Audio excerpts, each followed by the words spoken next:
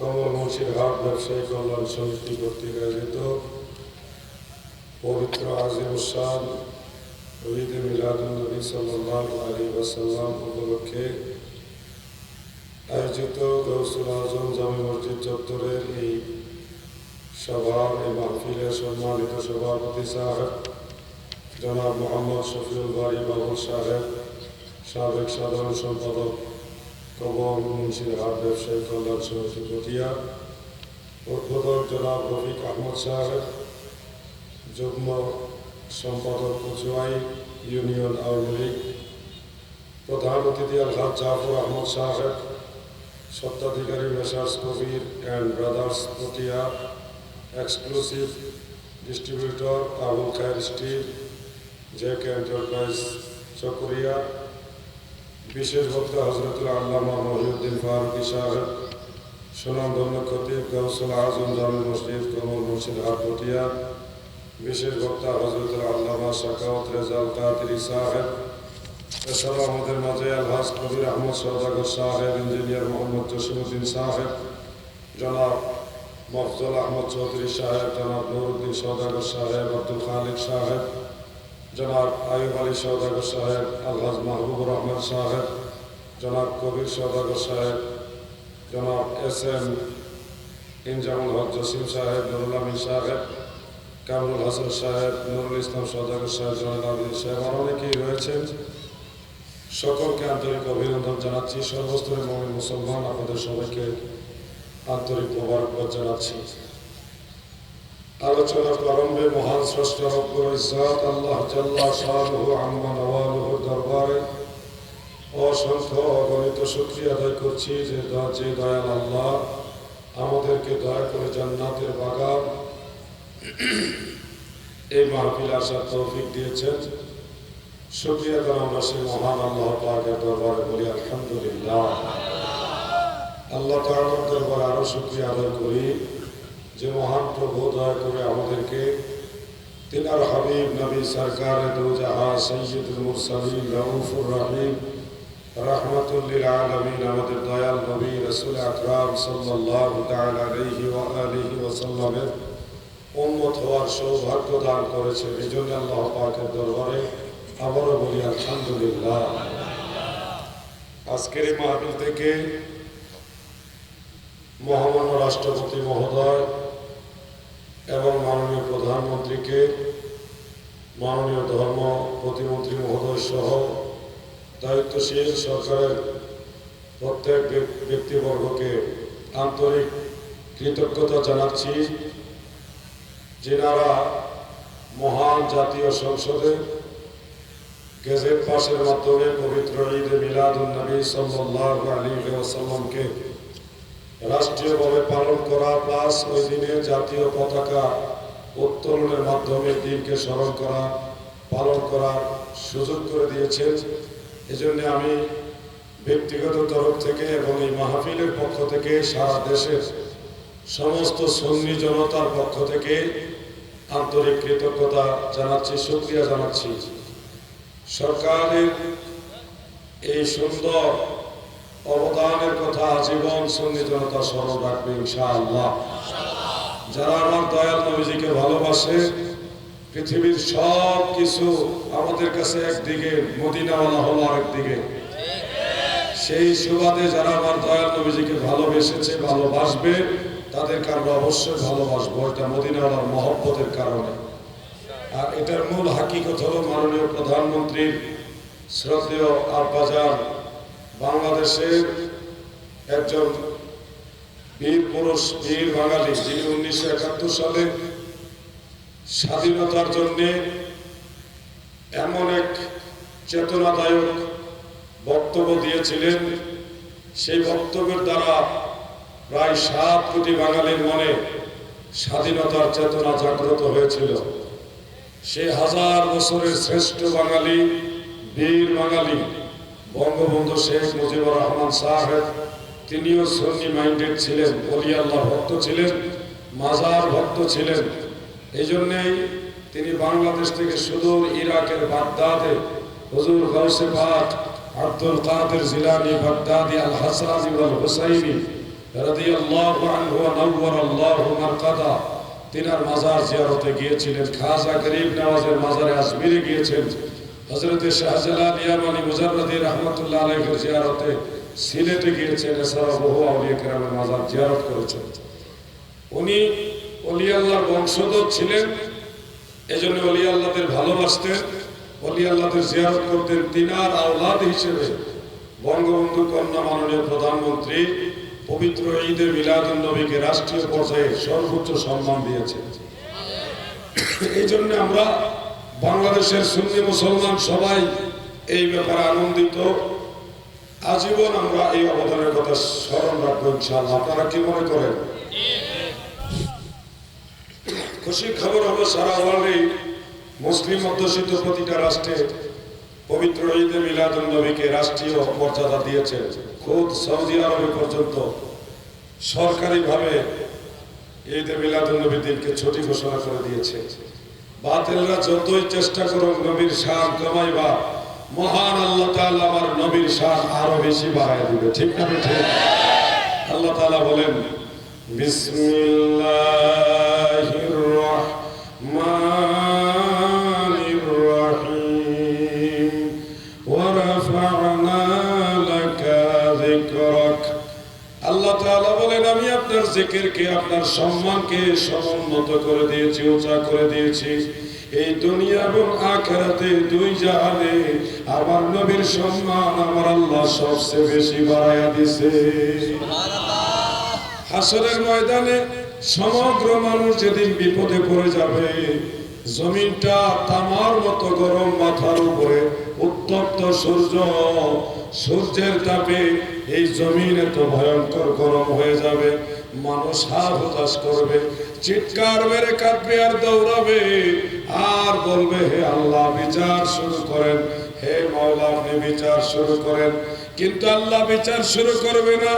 এই পৃথিবীটা মহাপ্রলয় তথা কিয়ামতের সময় পৃথিবী, মঙ্গল গ্রহ, বুধ গ্রহ, বৃহস্পতি গ্রহ, শনি গ্রহ, ইউরেনাস গ্রহ, প্লুটো গ্রহ, আরো যত গ্রহ, উপগ্রহ, গ্রহাণুপুঞ্জ সবগুলি আল্লাহ তাআলা চুরমার করে দিবেন। কুল্লু মান আলাইহা ফান ওয়া ইয়াবকা ওয়াজহু রাব্বিকা যুল জালালি ওয়াল ইকরাম। সব কিছু আল্লাহ ধ্বংস করে দিবেন, সবই ফিনিশ করে দিবেন, শুধুমাত্র আল্লাহ থাকবে, বাকি সবই আল্লাহ ধ্বংস করবেন। সেদিন এই সবগুলি গ্রহ, উপগ্রহ, গ্রহাণুপুঞ্জ ধ্বংস করে একসাথে একটা জমিন বানাবে আল্লাহ, একটা জমিন বানাবে। হাদিসের মধ্যে উল্লেখ, নবীজি বলেন সেই জমিনের কালার হবে রূপার কালারের মতো। রূপা চিনেন? রূপা চিনেন না হয় নাকি? রূপা যেই রঙের, সারা পৃথিবীর রং হবে রূপার মতো। আরেকটা রেওয়ায়েতে আমি পেয়েছি আল্লাহ রসুল সাল্লাল্লাহু আলাইহি সাল্লাম বলেন, এই যে ময়দা দিয়ে রুটি বানায় না, ময়দার রুটি আগুনে ছেঁকা দিলে, ওই যে তাওয়ার মধ্যে ছেঁকা দিলে যে একটা রং হয়, এরকম রং হবে সারা পৃথিবী এক সমান, কোনো পাহাড় পর্বত থাকবে না। কিয়ামতের সময় পাহাড়গুলি তুলার মতো উঠবে, এমন ভয়ঙ্কর কিয়ামত। পৃথিবীর যত পাহাড় এগুলি তুলার মতো উড়ে ফেলবে আল্লাহ তাআলা, আকাশ ভেঙে পড়বে, জমিন তছনছ করে দিবে। সেই কিয়ামতের পরে আল্লাহ তাআলা 40,000 বছর প্রতিটা মানুষকে কবরে রাখবে। কত হাজার বছর? প্রত্যেকটা মানুষকে কবরে থাকতে হবে। যে লোকটা কিয়ামতের সবার শেষে মারা যাবে, সেও 40,000 বছর কবরে থাকবে। আমাকেও থাকতে হবে, আপনাকেও থাকতে হবে। 40,000 বছর পরে এই হাসরের বিচারের দিন, যেটা বিচারের দিন আমরা সূরা ফাতিহায় বলি, আলহামদুলিল্লাহি রাব্বিল আলামিন আর রহমানির রহিম মালিকি ইয়াউমিদ্দিন। বিচার দিবসের মালিক আমার আল্লাহ। সেই হাসরের ময়দানে মাথার উপরে সূর্য দিয়ে জমিনটা তামার মতো গরম করে দিবে। এত ভয়ঙ্কর গরম হবে, মানুষ গরম অনুভব করবে কিন্তু মরবে না। মানুষ যতই গরম অনুভব করুক, মাথার মগজ ভাত রান্নার সময় মার যেমনি ভাবে টকবক টকবক করে, এইভাবে মগজ টকবক করবে, কিন্তু মানুষের মৃত্যু হবে না। কারণ মৃত্যু মানুষের একবারই হয়, আর দ্বিতীয়বার মৃত্যু। আগুনে পুড়িয়ে ফেলুক, কেটে ফেলুক, ছিঁড়ে ফেলুক, ছেঁচে ফেলুক, ভর্তা বানিয়ে ফেলুক, তারপরে মৃত্যু হবে না। কারণ মৃত্যুর পরে আর মৃত্যু নাই। মাথার উপরে সূর্য থাকবে, জমিনটা তামার মতো গরম হবে, এরপরও যত আগুনে জ্বলুক, কিন্তু মানুষের মৃত্যু হবে না। দৌড়াদৌড়ি করবে, চিৎকার করবে, কান্নাকাটি করবে, আর বলবে, হে আল্লাহ বিচার কার্য শুরু করেন, হে আল্লাহ বিচার শুরু করেন। এটা বলার কারণ, বিচার যদি শুরু হয়, কে জান্নাতি কে জাহান্নামী, এটা ফয়সালা হয়ে যাবে। হয় জাহান্নামী হয়ে যাক, আর না হয় জান্নাতি হয়ে যাক। এই কষ্টটা মানুষ সহ্য করতে পারবে না। তখন আল্লাহ তাআলা কি করবেন শুনেন, আসা আন ইয়াবআসাকা রাব্বুকা মাকামান মাহমুদা। একটা বিশাল সিংহাসন সাজাবে আল্লাহ। সিংহাসন আল্লাহর যতটুকু মনে চায় ততটুকু সৌন্দর্য দিয়ে সাজাবে। সেই সিংহাসনের মধ্যে আল্লাহ তাআলা আমার নবীকে বসাবে। সুবহানাল্লাহ। তাফসীরে দুররে মানসুরের মধ্যে হাফিজুল হাদিস ইমাম জালালউদ্দিন সুয়ুতী রাহমাতুল্লাহ আলাইহি এই আয়াতের তাফসীর করতে গিয়ে অনেকগুলি হাদিস আছে, মারফু মাওকুফ। আমার নবীজি নিজেও বলেছেন, হযরত ইবনে আব্বাস রাদিয়াল্লাহু আনহুমা, হযরত আব্দুল্লাহ ইবনে ওমর, হযরত আব্দুল্লাহ ইবনে সালাম, হযরত আব্দুল্লাহ ইবনে মাসউদ, হযরত মুজাহিদ, আর অনেকে, এক জামাত সাহাবী এবং তাবেঈ এই আয়াতের তাফসীর করতে গিয়ে তিনারা বলেন, ইউজলিসুহু আলাল আরশ, আল্লাহর আরশের উপরে বিশাল এক কুরসি দিয়ে, সিংহাসন দিয়ে, সেখানে আল্লাহ তাআলা আমার নবীকে বসাবে। সুবহানাল্লাহ বলেন।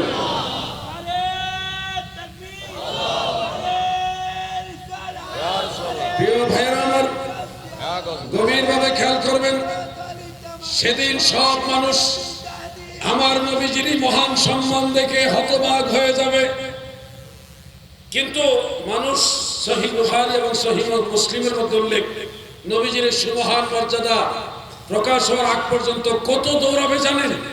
হযরত আদম আলাইহিস সালামের কাছে যাবে, যায় বলবে, ইয়া আবাল বাশার ইশফিক লানা, হে মানব জাতির বাবা, আমাদের জন্য সুপারিশ করেন। এই কষ্ট আমরা সহ্য করতে পারছি না, আমাদের জন্য আল্লাহর দরবারে সুপারিশ করেন। সাইয়্যিদুনা আদম আলাইহিস সালাম বলবে, লাস্তু লাহা, ইহার জন্য আমি নই, এই দায়িত্ব আমার না। তখন এই সব মানুষ, আপনি আমি, আমরা সবাই দৌড়াইয়া হযরতে নূহ আলাইহিস সালামের কাছে যাব, তাই ওনার কাছে বলবো, আপনি আমাদের জন্য সুপারিশ করেন। তিনিও রাজি হবে না। ইব্রাহিম খলিলুল্লাহর কাছে যাব, তিনিও রাজি হবে না। মূসা কালিমুল্লাহর কাছে যাব, তিনিও রাজি হবে না। নবীদের ধারে ধারে, নবীদের দুয়ারে দুয়ারে ঘুরতে ঘুরতে ঘুরতে ঘুরতে সমস্ত মানুষ শেষ পর্যন্ত হযরতে ঈসা রূহুল্লাহ ওনার কাছে গিয়ে বলবে, আমাদের জন্য সুপারিশ করেন। ঈসা নবী একই উত্তর দিবে, লাস্তু লাহা, এই দায়িত্ব আমার না। তবে শোনো, আমি জানি এই দায়িত্ব কার। তোমরা এদিক ওদিক দৌড়াইও না, তোমরা সবাই একসাথে দরদি নবী, রহমতের নবী, কান্ডারি নবী, রহমাতুল লিল আলামিনের কাছে যাও।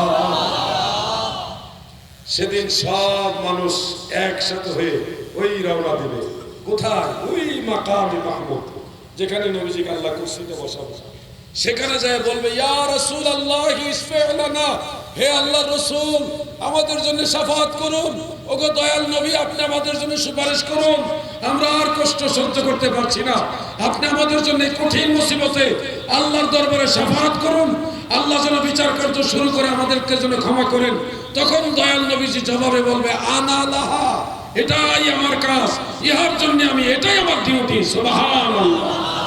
তখন নবীজি সেই কুরসি থেকে নামবেন, আল্লাহর আরশের নিচে গিয়ে ফাসাজাদা তাহতাল আরশ, আরশে আজিমের নিচে আমার নবী সেজদা দিবেন।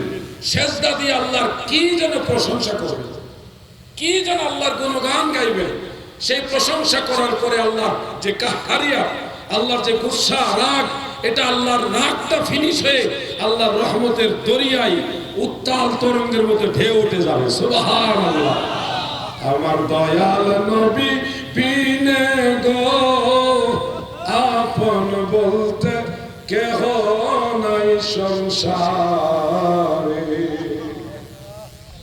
আমার নবী যে আল্লাহর প্রশংসা করার পরে আল্লাহর গুসা, আল্লাহর রাগ, এটা থেমে যাবে, আল্লাহর রহমতের দরিয়ায় ঢেউ উঠবে। তখন আল্লাহ তাআলা বলবে, ইরফা রাসাকা হাবিবি মুহাম্মদ সাল্লাল্লাহু আলাইহি ওয়াসাল্লাম, বন্ধু নবী মুহাম্মদ মুস্তাফা গো,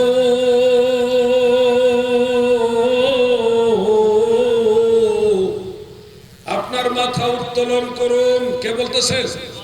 আল্লাহ বলবেন, ইরফা রাসাকা, আপনার মাথা মোবারক উত্তোলন করুন, ওয়াসাল, এবং আমার কাছে চান, আপনি আমার কাছে বলেন, প্রার্থনা করেন, আপনি আমার কাছে চান। আজকের দিন আপনি যা চাইবেন তাই দেব। সুবহানাল্লাহ। মহব্বতে বলেন সুবহানাল্লাহ। তখন নবীজি রাফা রাসাহু মিনাল আরদ, জমিন থেকে মাথা উঠায়া তখন বলবে, ইয়া রাব্বি হাবলি উম্মতি, হে আমার রব, আমার উম্মত আমার দিয়া দাও। আমার নবীজি আল্লাহর দরবারে উম্মত চাইছে। আল্লাহ তাআলা বলেন, আপনি ততক্ষণ পর্যন্ত আপনার উম্মতকে সুপারিশ করতে থাকুন যতক্ষণ না আপনি সন্তুষ্ট না হন। ওয়ালা সাওফা ইউতিকা রাব্বুকা ফাতারদা, আপনার রব আপনাকে এত পরিমাণে দিবেন যে আপনি সন্তুষ্ট হয়ে যাবেন। তখন নবীজি শাফাআত করবেন। কোথায়? মাকামে মাহমুদে, ওই কুরসিতে।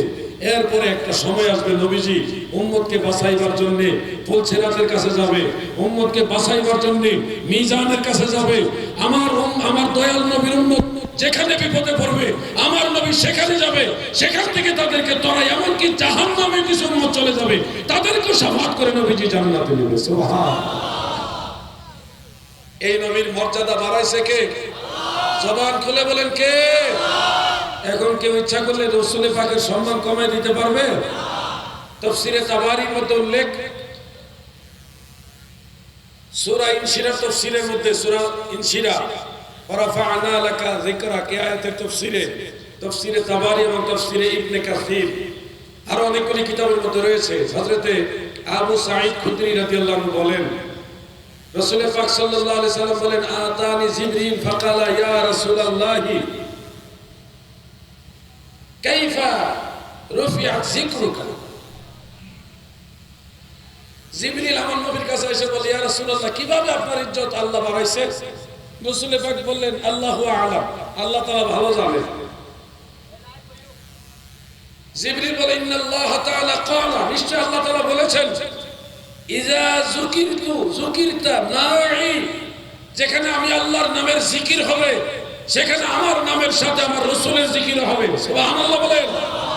নবীর ইজ্জত বাড়াইছে কে? বলেন কে?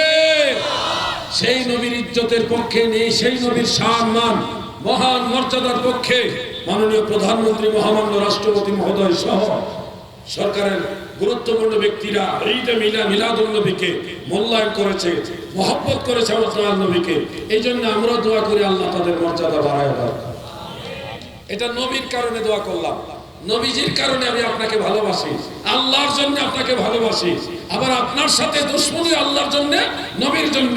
যত ওয়াহাবি বলা হয়, ওয়াহাবিদের সাথে আমাদের জমি জমা নিয়ে কোনো দ্বন্দ্ব নেই, তাদের সাথে ব্যক্তিগত কোনো রেষারেষি নাই। তারা আমার নবীজিকে ছোট করে কথা বলে, এই জন্য আমরা কষ্ট পাই। ঠিক না বেঠে? তারা যদি আজকে বলে আমরা নবীজিকে ভালোবাসি, আমরা তাদেরকে বুকে টান দিয়ে নিব। তারা যতক্ষণ নবীজির সম্মানকে মেনে নিবে না, ততক্ষণ পর্যন্ত তাদের সাথে আমাদের কোনো সম্পর্ক নাই। ঈমান নবী দুজাহান, আমাদের ঈমান আমার দয়াল নবী। এখানে হলো ফাংশন। কেন আজকে তাদের সাথে আমাদের দ্বন্দ্ব, এগুলি ব্যাখ্যা করতে যাব না, কারণ সমালোচনা করার উদ্দেশ্য নয়। আপনাদের সতর্ক করছে, কেউ যদি বলে রাসূল পাকের ইলমের চাইতে শয়তানের ইলম বেশি, এটা মেনে নেবেন? আওয়াজ দেন, মেনে নেবেন? আল্লাহ রাসূলের জ্ঞানের চাইতে শয়তানের জ্ঞান বেশি, এই ধরনের কথা কোন মুসলমান মানবে? এই কথা কে বলেছে আমি সেটা বললাম না, বুঝে নেন। শুধু আমরা তাদেরকে কেন সমর্থন করি না, তারা আমার দয়াল নবীজির জ্ঞানকে, ইলমকে, নবীজির সম্মানকে অনেক ক্ষেত্রে এত ছোট করে দেখেছে, যেটা কোন ইমানদার মেনে নিতে পারে। একজন সাধারণ মুসলমান সে যদি মুত্তাকি হয়, তাহলে শয়তান তার সাথে পারে না। সূরা হিজরের মধ্যে আমরা দেখবেন 40, 41, 42 এই আয়াতগুলো। সূরা হিজর বলেন কোন সূরা? বলেন না কোন সূরা? সূরা হিজর। ওই যে ঘটনাটা আপনারা আশা করি অনেকে জানেন, যে শয়তান 9.5 লক্ষ বছর আল্লাহর বন্দেগী করছে। করার পরে সাইয়্যিদুনা আদম আলাইহিস সালামকে আল্লাহ তাআলা যখন সৃষ্টি করলেন, রূহ দিলেন, সমস্ত ফেরেশতা এবং ইবলিস সহ সবাইকে একসাথে জমায়েত করে বললেন, উসজুদু লি আদম, তোমরা আদমের প্রতি সিজদায় অবনত হও। এখানে একটা ওয়াজ আছে, অনেকেই মনে করি আদমরে সিজদা করছে, বিষয়টা এরকম নয়। তাফসীরে মাজহারের মধ্যে উল্লেখ রয়েছে, কোন ফেরেশতা আদমরে সিজদা করে নাই, আদমরে কেউ সিজদা করে নাই, সবাই সিজদা করছে আদমরে কিবলা বানায়া নূরে মুহাম্মাদিকে। তাফসীরে কবিরের মধ্যে আছে এবং আদ-দুররুল মানদুদের মধ্যে ইমাম ইবনে হাজার মক্কি রাহমাতুল্লাহ আলাইহি এই দলিল উল্লেখ করেছেন। আদম ছিল কিবলা, কিন্তু সিজদার মূল কেন্দ্র আদম ছিল না। আদমকে কিবলা বানিয়ে, আদমকে সিজদার দিক বানিয়ে সিজদা করেছিল নূরে মুহাম্মাদিকে। সেই ওয়াজ অনেকে করে না, কয় আদমরে সিজদা করছে। ইন্নাল্লাহ তাআলা জুইলাল আদম, জাআলাল আদম কিবলাতুল লিন-নাস, কিবলাতুল লিল-মালায়েকা, কামা জাআলাল্লাহু তাআলা আযজা ওয়া জাল্লা আল-কাবাতু কিবলাতুল লিন-নাস। আল্লাহ তাআলা কাবা ঘরকে যেমনি ভাবে সারা পৃথিবীর সব মানুষের কিবলা বানাইছেন, তেমনি ভাবে সব ফেরেশতার কিবলা বানাইছে হযরত আদমকে। সুবহানাল্লাহ। আদমরে সিজদা করেনি দাদু, আদম ছিল কিবলা। আপনারা কাবার দিকে সিজদা করেন না? নামাজ পড়েন তো? আওয়াজ তো বোঝা যায়, নামাজই করেন না। কাবার দিকে সিজদা করেন? সিজদা কি কাবা ঘরকে করেন না আল্লাহকে করেন? মনে রাখবেন এই কথাগুলি। কাবা হলো কিবলা, কিন্তু সিজদার মালিক কাবা নয়, সিজদার মালিক কে? জোরে বলেন কে? হযরত আদম আলাইহিস সালাম সিজদার কেন্দ্র ছিল না, আদম ছিল কিবলা। আর সিজদার আল্লাহর হুকুমে সিজদার মূল কেন্দ্র ছিল নূরে মুহাম্মাদি, আদমের কপালে ছিল। বন্ধুরা আমার, সবাই সিজদা করেছিল, ইবলিস করেনি। ফলে আল্লাহ নিজে বললেন, তুমি কাফের হয়ে গেছো, তুমি অবিশ্বাসী হয়ে গেছো। তখন ইবলিস বলছিল, আল্লাহ 9.5 লক্ষ বছর তোমার বন্দেগী করলাম, এর বিনিময়ে আমারে কিছু দাও। আল্লাহ বললেন, কি চাও তুমি বলো। ইবলিস বলছিল, আল্লাহ আমাকে কিয়ামত পর্যন্ত হায়াত দেন। আল্লাহ বললেন, দিলাম। আর কি চাও? ইবলিস বলেছিল, আল্লাহ মানুষের রক্তের সাথে চলাচল করার ক্ষমতা দাও। আল্লাহ তাআলা বললেন, দিলাম। আর কি চাও? ইবলিস বলল, আল্লাহ একই সময় প্রতিটা মানুষের কাছে যাওয়ার ক্ষমতা দাও। আল্লাহ বললেন দিলাম। তিনটা ক্ষমতা পেয়ে শয়তান সেদিন বলেছিল, আল্লাহ এবার আমি দেখব তোমার আদম এবং আদম সন্তানেরা কিভাবে জান্নাতে যায়। চ্যালেঞ্জ করছে কারে? এর মতো বুকা গাধা কেউ আছে? যিনি স্রষ্টা, যিনি সব ক্ষমতার মালিক, ওনারে চ্যালেঞ্জ করছে, তোমার আদম এবং আদম সন্তানরা কিভাবে জান্নাতে যাবে দেখবো। আল্লাহ তাআলা বললেন কি করবে? আমি তাদেরকে এত পরিমাণ গুনার কাজের সাথে জড়িত করাবো যে তারা জান্নাতে যাওয়া তো দূরের কথা, জান্নাতের ঘ্রাণই পাবে না। আল্লাহ তাআলা তখন বললেন, তুমি যত গুনাহ করাও আমার বান্দা আমার কাছে ক্ষমা চাইলে আমি ক্ষমা করে দিব। আল্লাহ কার পক্ষে? আমাদের পক্ষে। কার পক্ষে? এজন্য আমাদের আল্লাহর কাছে বারবার ক্ষমা চাওয়া দরকার আছে নি? মন থেকে বলেন তো, আজকে কয়বার মাফ চাইছেন আল্লাহর কাছে? বলেও তো বলেন না যে আল্লাহ আমাকে মাফ করে দাও, বলেন না তো, বলেন না। শুনেন দাদু, চেষ্টা করি মাঝে মধ্যে, অনেক সময় এমন এলাকায় যায় যেখানে মানে পূর্ব কোনটা পশ্চিম কোনটা আইডিয়া করতে পারি না। অনেকের গাড়িতে থাকার কারণে অনেক সময় আইডিয়া করতে পারি না। তো অনেক সময় মুখের থেকে থুতু ফেলতে হয়, কাবার দিকে থুতু ফেলা যায় না, মাকরুহ। এটা কাবার তাজিম, কাবার তাজিম, কাবার দিকে থুতু ফেলা যায় না। অনেক সময় না জানার কারণে একটা দিকে না একটা দিকে থুতু ফেলতে হয়। তারপরে বলি, হে আল্লাহ, ভুলে যদি কাবার দিকে পড়ে থাকে তুমি ক্ষমা করো। এটুকু বলি কেন? আল্লাহকে ভয় পাই। যদি ভুল হয়ে যায়, আল্লাহ যদি বেজার হয়ে যায়, তাহলে আমার সব শেষ। নবীর সুন্নতের উপরে থাকতে হবে, আল্লাহকে ভয় করতে হবে, তাহলে আখিরাতে আল্লাহ আপনার উপরে খুশি হবে। পৃথিবীর সব মানুষ যদি সব মানুষও হাসরের ময়দানে এই কঠিন কষ্টের মধ্যে দৌড়াদৌড়ি করে, কিন্তু কিছু মানুষ আল্লাহর আরশের ছায়ার নিচে থাকবে, তাদের দৌড়ানো লাগবে না। সুবহানাল্লাহ বলেন। এর মধ্যে এক নম্বর হলো নওজোয়ান যারা আছো, যুবক যারা যুবক বয়সে ঈমানের সাথে নামাজ পড়ো, ইবাদত বন্দেগী করো, তোমাদেরকে আল্লাহ আরশের ছায়ার নিচে রাখবে। দুই নম্বরে হলো হালাল ব্যবসায়ী, সৎ ব্যবসায়ী যারা ওজনে কম দেয় না, ওজনে যারা কম দেয় না এবং দুই নম্বরই করে না, জুলুম করে না, এই ধরনের ব্যবসায়ীদেরকে আল্লাহ আরশের ছায়ার নিচে রাখবে, নবীদের সাথে শহীদদের সাথে জান্নাতে পাঠাবে। কিন্তু আমরা দেখেন, কথার কথা বলছে, অনেক বাস, ভালো বাস আছে বাংলাদেশে, সার্ভিস বাস, এই যে লোকাল সার্ভিস মানে পাবলিক সার্ভিস, যেগুলি যেমন কথার কথা ধরেন হানিফ অথবা অন্য কোনো সার্ভিস, এগুলোর ভাড়াও বেশি, আবার লং টাইম পরে পরে ছাড়ে। লোকাল বাস 10 মিনিট 20 মিনিট পরে পরে ছাড়ে। পাবলিক লোকাল বাসে ঠেললে উঠে, কিন্তু চাহিদা বেশি থাকে। কিন্তু ওই যে ভালো যেগুলি লং ড্রাইভের জন্য, লং জার্নির জন্য ভালো সার্ভিস, ওগুলি ভাড়া বেশি, কিন্তু ওগুলো সিট পাওয়া যায় না অনেক সময়। ভালো জিনিসের দাম বেশি, কিন্তু মানুষ ভালোর পিছনে নাই, ওই খারাপের পিছনে দৌড়াইতেছে। হালাল ব্যবসা করলে দুনিয়াতে আল্লাহ টেনশন ফ্রি রাখে, আখিরাতে নবীদের সাথে জান্নাতে পাঠাবে। ওটা ভালো লাগে না। আর হারাম, এদিকে হারাম খাইতেছে, ওইদিকে ঠ্যাং ভেঙে গেছে অ্যাক্সিডেন্টে, এদিকে হারাম খাইতেছে, ওদিকে ফুলা অ্যাক্সিডেন্ট করছে, এদিকে হারাম খাইতেছে, ওদিকে মেয়ে আকাম করে ফেলছে, এদিকে হারাম খাইতেছে, এদিকে অযথা মিথ্যা মামলা পড়ে গেছে, এদিকে হারাম খাইতেছে, ওইদিকে এমন অযথা ঝামেলা পড়ছে যে তার শান্তি নাই, টাকার বস্তার উপরে ঘুমায়ও শান্তি নাই। কিন্তু যে হালাল ব্যবসা করছে, হালালের সাথে জিন্দেগি গঠন করছে, সে এশারে নামাজ পড়া বিসমিল্লাহ কইয়া ঘুমের দোয়া পাঠ করছে, তারপরে শুইছে 5 মিনিটের মধ্যে আল্লাহ শান্তির ঘুম দিয়েছে। হালালের সাথে যেটা আরাম, হালালের সাথে শান্তি, আর হারামের আরাম নাই, সুদখোরের আরাম নাই। দেখবেন আপনি যতগুলো শত্রু, একটাও শান্তিতে নেই। কোটি কোটি টাকার মালিক হারামখোর, একটাও শান্তিতে নাই। ভাই ফুলার ভেজাল, নাহলে মেয়ের ভেজাল, নাইলে নিজের ভেজাল, নাইলে কোনো না কোনো ভেজাল আছে। শান্তি নাই, আল্লাহর কসম তালাশ করে দেখেন, একটাও শান্তিতে নাই।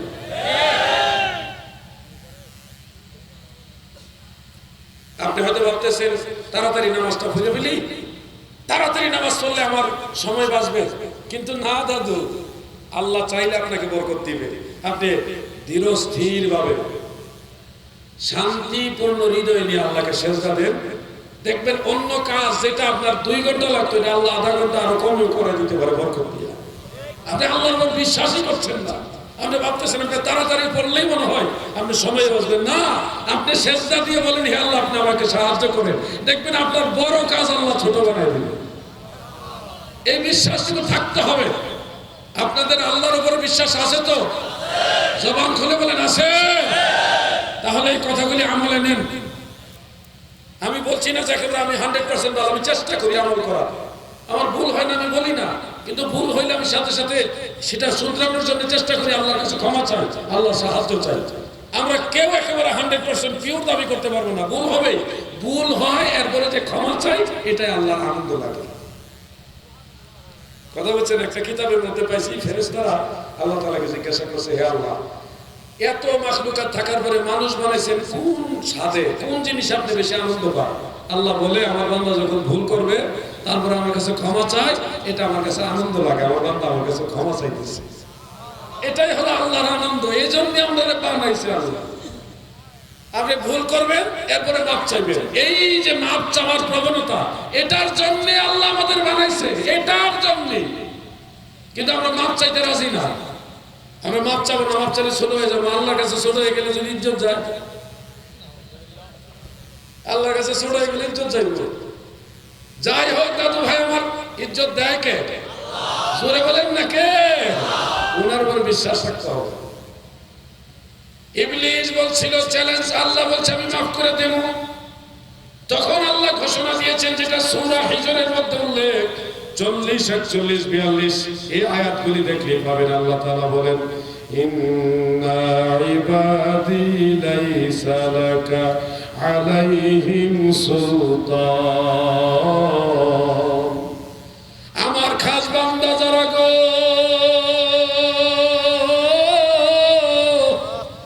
আমার আল্লাহ বলেন আমার খাস বান্দা যারা, তাদের উপরে শয়তান তোমার কোনো ক্ষমতা নাই। সুবহানাল্লাহ।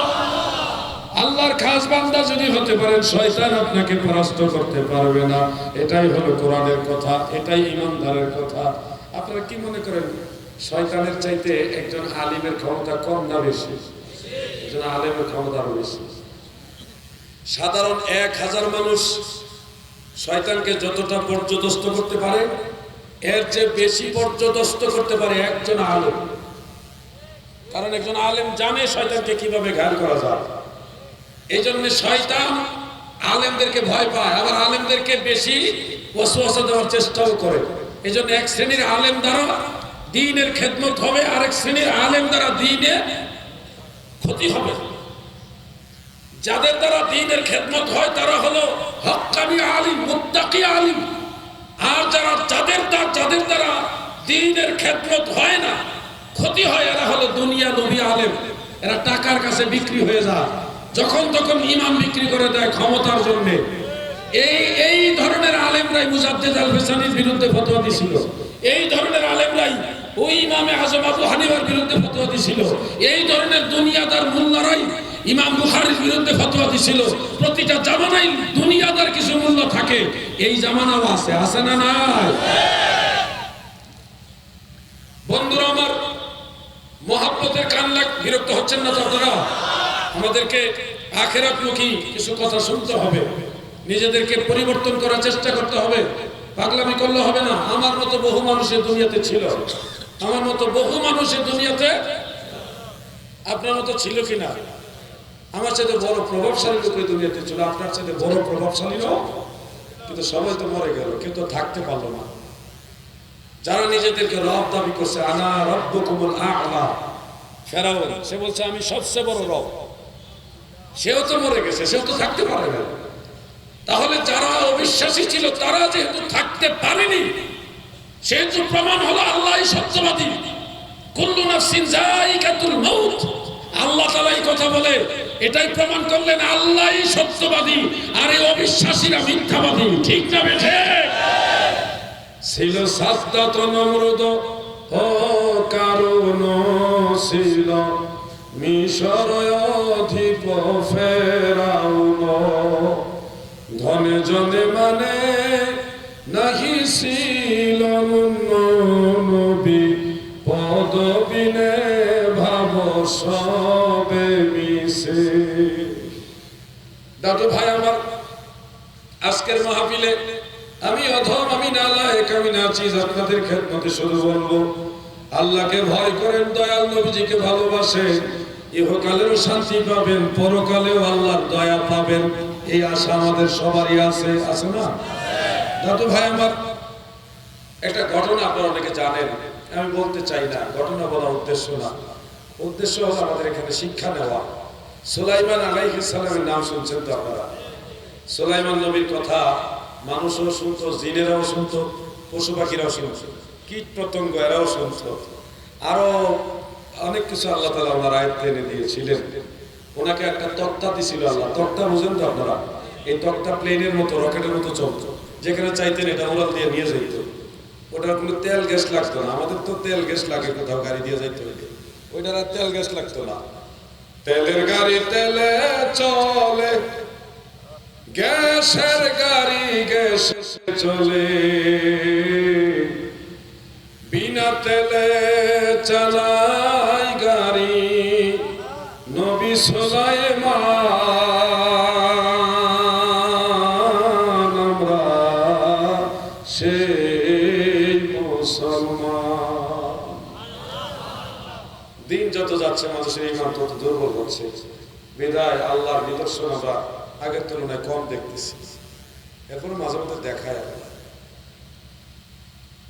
দেওবন্দি ভাইয়েরা, আপনাদেরকে আপনাদের ওয়াজ শোনাচ্ছি, ওয়াজটা আপনাদেরই, আপনাদের শোনাচ্ছি। হাজী আমদাদুল্লাহ মুহাজির মক্কি রহমাতুল্লাহ আলাইহি, ওনার খলিফা আল্লাহ আশরাফ আলী থানভী সাহেব, রশিদ আহমদ গাঙ্গুহি সাহেব, আবুল কাসেম নানুতুবি সাহেব, তারা সবাই ওই যে হাজী সাহেব হুজুরের খলিফা মুরিদ। ইলিয়াস নেওয়াতি সাহেব হলো আশরাফ আলী থানভী সাহেবের খলিফা মুরিদ, এবং গাঙ্গুহি সাহেব হলো খলিফা মুরিদ, নাতি ছাত্র, হাজী সাহেবের নাতি ছাত্র। হাজী সাহেব প্রতিদিন জোহর, আসর, মাগরিব, এশা 4 ওয়াক্ত নামাজ মসজিদে পড়তো জামাতে, কিন্তু ফজরের নামাজের জামাতে নাকি পাওয়া যেত না। মুসল্লিরা একদিন প্ল্যান করলো, হুজুর যখন এশার নামাজ আদায় করে ঘরে ঢুকছে, সাথে সাথে এক দল মুসল্লি হাজী আমদাদুল্লাহ মুহাজির মক্কির ঘর ঘেরাও করছে, সারা রাত পাহারা দিছে। যখন ফজর আজান দিছে, সবাই বাড়িতে ঢুকছে, দেখছে, মানে উদ্দেশ্য হলো হুজুর কি নামাজের সময় ঘুমায় থাকে কিনা টেস্ট করবো আজকে। বাড়িতে ঢুকছে, দরজা খুলে ভিতরে দেখে বাড়িতে কোনো মানুষই নেই। হুজুর যেই ঘরে থাকে ঘরে কোনো মানুষ, হুজুরও নাই, কোনো মানুষই নেই। সবাই চিন্তা করে ঘটনা কি, দেখলাম লোকটা ঘরে ঢুকলো, সারা রাত আমরা পাহারা দিলাম, বের হতো দেখলাম না, তো লোকটা গেল কোথায়? আবার ভাবতেছে উনি কি জিন নাকি।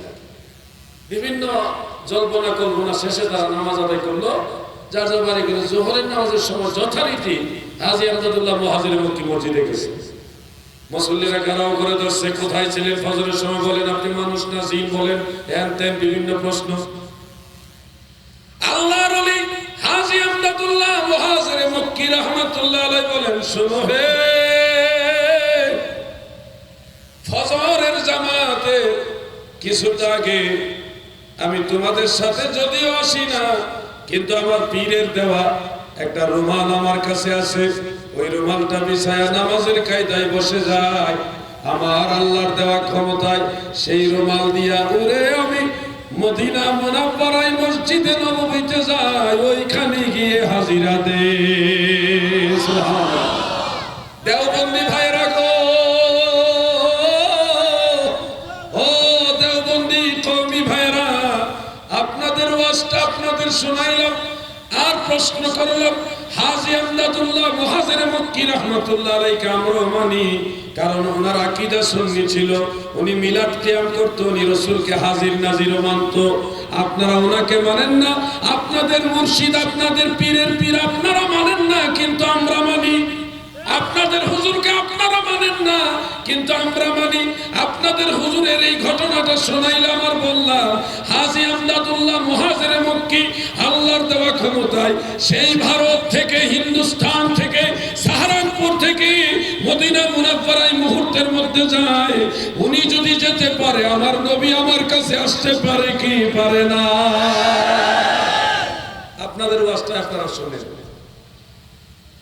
চরমনাই দরবারে কোনো মুরিদ থাকলে আপনার একটা ওয়াজ শোনেন, আপনাদের ওয়াজ এটা। আপনাদের সমালোচনা করছি না, প্লিজ মাইন্ড করবেন না, প্লিজ ভাই ভুল বুঝবেন না। মাওলানা রেজাউল করিম সাহেব বর্তমান পীর সাহেবের একটা ওয়াজ, তিনি ওয়াজ করেছিলেন একজন মুরিদ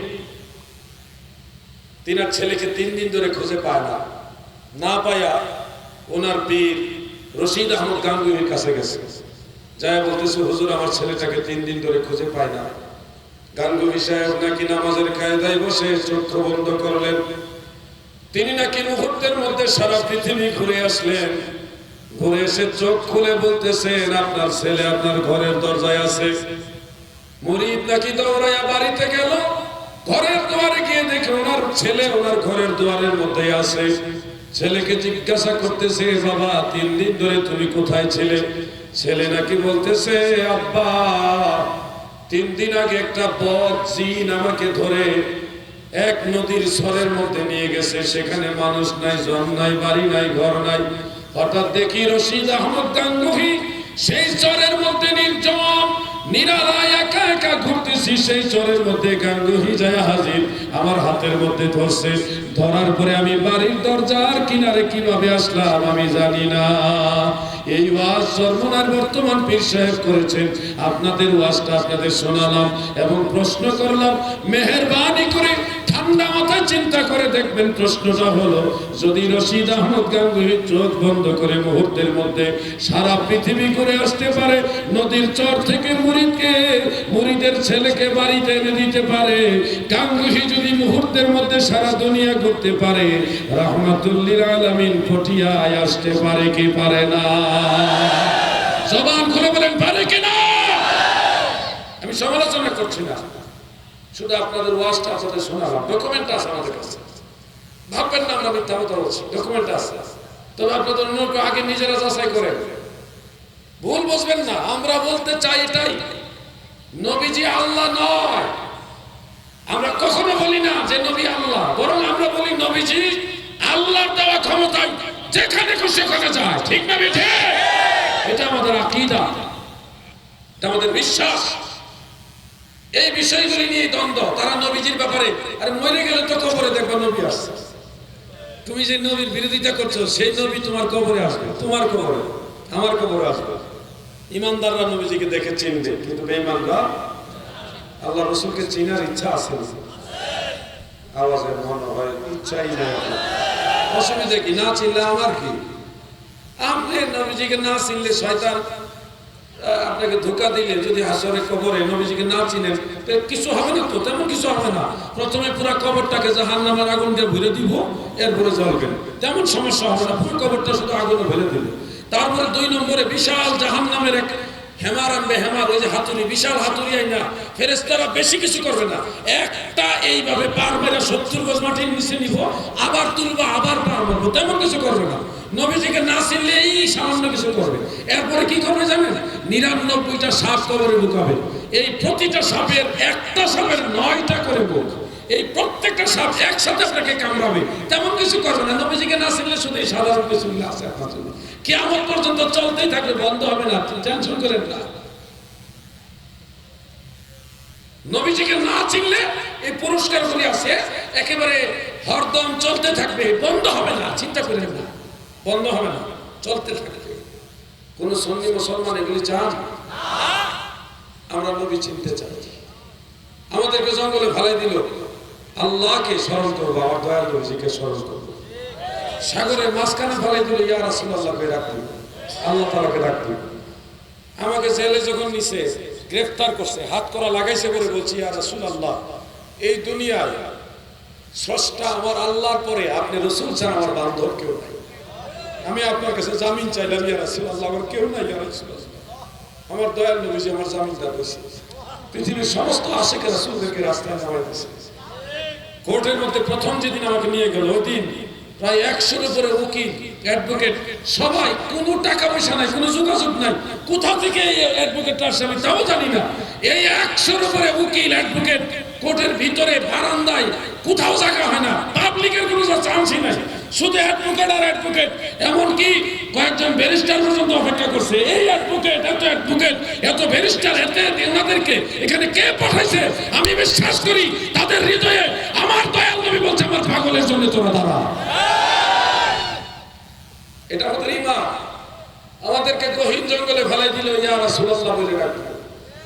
সমুদ্রের মাঝখানে গেল, দয়াল নবীজিকে ইয়া রাসূলুল্লাহ বলে ডাকলো।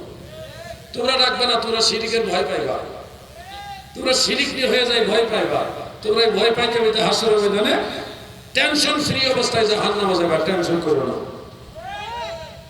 আমরা চেহারে বিপদে পড়ে নবীজিরে ডাক দিলাম, ইয়া রাসূলুল্লাহ, আমার একটা ছাত্র সে যদি আমার সাথে কোনো বেয়াদবিও করে, আমি যদি তার উপর রাগও করি, সে যদি একটা বিপদে পড়ে বলে হুজুর এমনি যদি চায় থেকে হুজুর কই এত আমার মায়া লাগবো না, কথা কথাকে মায়া লাগবো না? এটা তো আমার মতো একটা পাপী মানুষের মত। আর রাহমাতুল লিল আলামিন, রহমতের দরিয়া আমার দয়াল নবী যখন ডাক দিবেন ইয়া রাসূলুল্লাহ, তখন আমার নবী আমাদের ছেড়ে জান্নাতে যাবে না, ঠিক না বেঠে? এটা আমাদের ঈমান। তোমাদের ঈমানে ভেজাল, এইজন্য ইয়া রাসূলুল্লাহ বলতে শিরক মনে করো। তোমাদের ঈমানে ভেজাল, এইজন্য ডাক দিতে ভয় পাও। আর আমাদের ঈমানে ভেজাল নাই, আমলে দুর্বলতা আছে, এটা স্বীকার করি, বেশি আমল করতে পারি না। 5 ওয়াক্ত ফরজ নামাজ, কিছু সুন্নত নফল, কিছু তাসবিহ তাহলিল, দান সদকা যতদূর পারি, মা বাবার খেদমত মোটামুটি যতদূর পারি ভালো আমল করার চেষ্টা করি। হয়তো পুরোপুরি পারি না, আমলে দুর্বলতা আছে, কিন্তু হুব্বে রাসূলের ব্যাপারে, নবীর ভালোবাসার ব্যাপারে সর্বোচ্চ মহব্বত আমাদের আছে, ঠিক না বেঠে? এটা হলো আমাদের ঈমান। যাই হোক, কমিটির পক্ষ থেকে কিছু প্রশ্ন আসছে, আমি সংক্ষেপে সেই প্রশ্নগুলোর উত্তর দিয়ে মোনাজাতের দিকে চলে যাবেন ইনশাআল্লাহ। একটু জিকির করেন, আল্লাহ আল্লাহ আল্লাহ আল্লাহ আল্লাহ আল্লাহ। সবাই ডাকেন না, আল্লাহকে ডাকলে ভয়ের কোনো কারণ নাই। আল্লাহ আল্লাহ, পেছনে বাইরে ডাকেন, আল্লাহকে ডাকলে শিরিক হবে। আল্লাহ আল্লাহ আল্লাহ আল্লাহ।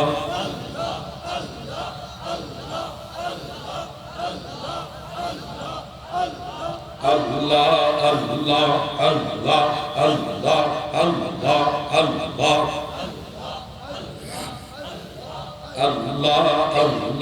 Allah Allah Allah Allah। মহব্বতে ডাকেন না, যেভাবে ডাকতেছেন মনে হয় যে বিপদ বিপদ, সামনে মনে হয় বিপদ, জোরে ডাকতে বিপদ হইব। আল্লাহ আল্লাহ আল্লাহ আল্লাহ আল্লাহ আল্লাহ আল্লাহ মাশাআল্লাহ। আল্লাহ আল্লাহ আল্লাহ আল্লাহ মাশাআল্লাহ, কত ভালো লাগে জিকির করে। আল্লাহ আল্লাহ আল্লাহ আল্লাহ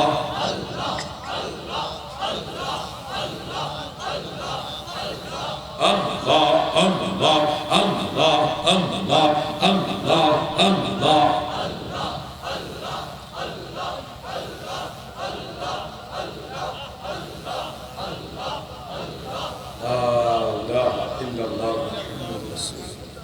সাল্লাল্লাহু আলাইহি ওয়া আলিহি ওয়াসাল্লাম। তিনটা প্রশ্ন এসেছে। এক নম্বর হলো নামাজের পরে সম্মিলিত মোনাজাত করার বিধান কি? ফরজ নামাজের পরে 2 হাত তুলে দোয়া করা একটা সুন্নত, এবং সেই দোয়া সম্মিলিতভাবে করা আরেকটা সুন্নত। এখানে ডাবল সুন্নত, 2টা সুন্নত রাসূলের হাদিস দ্বারা প্রমাণিত। আমি আবার বলছি, ফরজ নামাজের পরে 2 হাত তুলে দোয়া করা একটা সুন্নত, এবং সেই দোয়া সম্মিলিতভাবে করা আরেকটা সুন্নত। এখানে 2টা সুন্নত রয়েছে। প্রথমত, আল্লাহ রাসূল সাল্লাল্লাহু আলাইহি ওয়াসাল্লাম ফরজ নামাজের পরে হাত উঠিয়ে দোয়া করেছেন কি না, এই ব্যাপারে একটা বা 2টা হাদিস বলি। প্রসিদ্ধ একটা হাদিস, যেটা বেশিরভাগ আমি মাহফিলে বলে থাকি, আলিয়া মাদ্রাসার কামিলে পড়ায়, আলিয়া মাদ্রাসার কামিলে পড়ায় তাফসীর বিভাগে, তাফসীরে ইবনে কাসির, নাম শুনেছেন আপনারা? যুবক ভাইরা কথা বলো না কেন তোমরা? তাফসীর ইবনে কাসিরের নাম শুনুনি? সেই কিতাবে সূরা নিসা এর 97 থেকে 104 আয়াতের তাফসীর করতে গিয়ে হাফিজুল হাদিস ইমাম ইমাদউদ্দিন ইবনে কাসির রাহমাতুল্লাহ আলাইহি তিনি 2টা হাদিস আনছেন ফরজ নামাজের পরে দোয়া করার পক্ষে। কয়টা হাদিস? 2টা হাদিস। একটা হাদিস আমি শোনাচ্ছি, আরেকটা কিতাব আছে তাফসীরু ইবনে আবি হাতিম, সেখানেও হাদিসটা উল্লেখ আছে তাফসীরু ইবনে আবি হাতিম।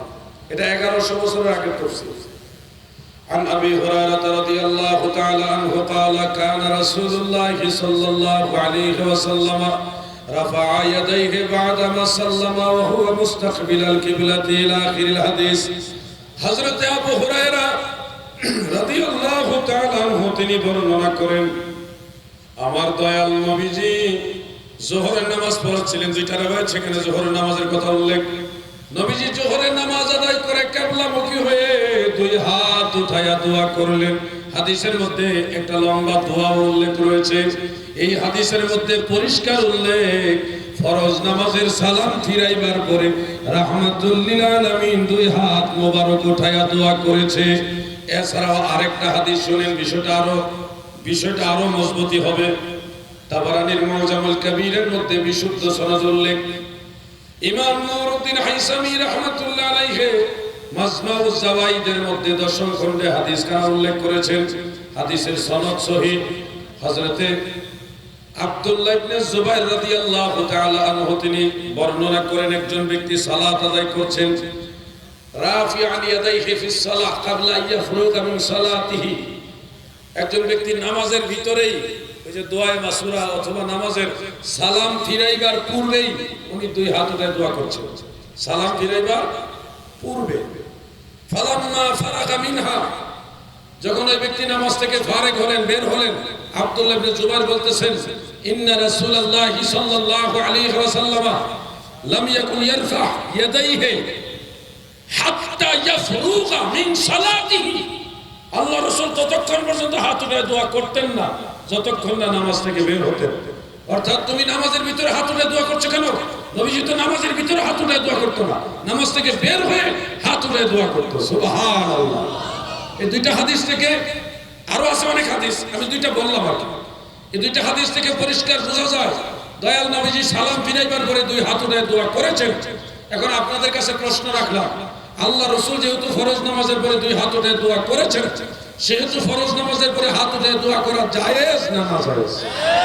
জবান খুলে বলতে হবে, জায়েজ না নাজায়েজ? আমি যদি কোনো ভুল তথ্য দিয়ে থাকি, জালাউদ্দিন জিহাদি বলছে অমুক কিতাবে হাদিস আছে, আসলে এই কিতাবে নাই, এরকম যদি বলে থাকি, আপনারা আমাকে প্রয়োজনে বিচারের আওতাধীন করেন। সেটা কোর্টের মাধ্যমে হোক, কোনো এমপি সাহেবের, মন্ত্রী সাহেব, যেইভাবে হোক বিচার আওতাধীন করেন। আমার দলিলগুলি যদি আমি কিতাব থেকে খুলে না দেখাইতে পারি, আমি 1 লক্ষ টাকা পুরস্কার দিব। আর যদি দেখাইতে পারি, যিনি চ্যালেঞ্জ করবেন উনি 1 লক্ষ টাকা দিয়ে একটা গরু কিনে মাহফিলে দিবে। আগামী বছর আমরা ইনশাআল্লাহ খাবো, মাগ না ছেড়ে দেব। তাহলে আমরা জানলাম ফরজ নামাজের পরে আল্লাহ রাসূল নিজে হাত মুবারক উঠায় দোয়া করছে, তাহলে ফরজ নামাজের পরে হাত উঠায় দোয়া করা সুন্নাত প্রমাণ হয়ে গেল। আরো অনেক হাদিস আছে। আশ্চর্যের খবর হলো, যারা ফরজ নামাজের পরে দোয়া মানে না, তাদের বড় ইমাম, ওনার নাম হলো আব্দুর রহমান মুবারকপুরি, তিনি একটা কিতাব লিখছেন তুহফাতুল আহওয়াজ। এটা বাংলা কোনো বই না, ছোটখাটো বই না, তিরমিজি শরীফের সরাই এতটুকু চাই কিতাবটা আমার কাছে আছে, এলাকায় অনেকের কাছে থাকতে পারে। সেখানে তিরমিজি শরীফের 300 নম্বর হাদিসের ব্যাখ্যায় 6টা হাদিস আনছে ফরজ নামাজের পরে দোয়ার পক্ষে। কয়টা হাদিস? কে আনছে? যারা দোয়া মানে না তাদের ইমামে। যারা দোয়া মানে না, ফরজ নামাজের পরে দোয়া মানে না, তাদের বড় হুজুরে আনছে 6টা হাদিস ফরজ নামাজের পরে হাত উঠে দোয়া করার পক্ষে। এনে উনি ফতোয়া দিচ্ছে, ওনার রায়।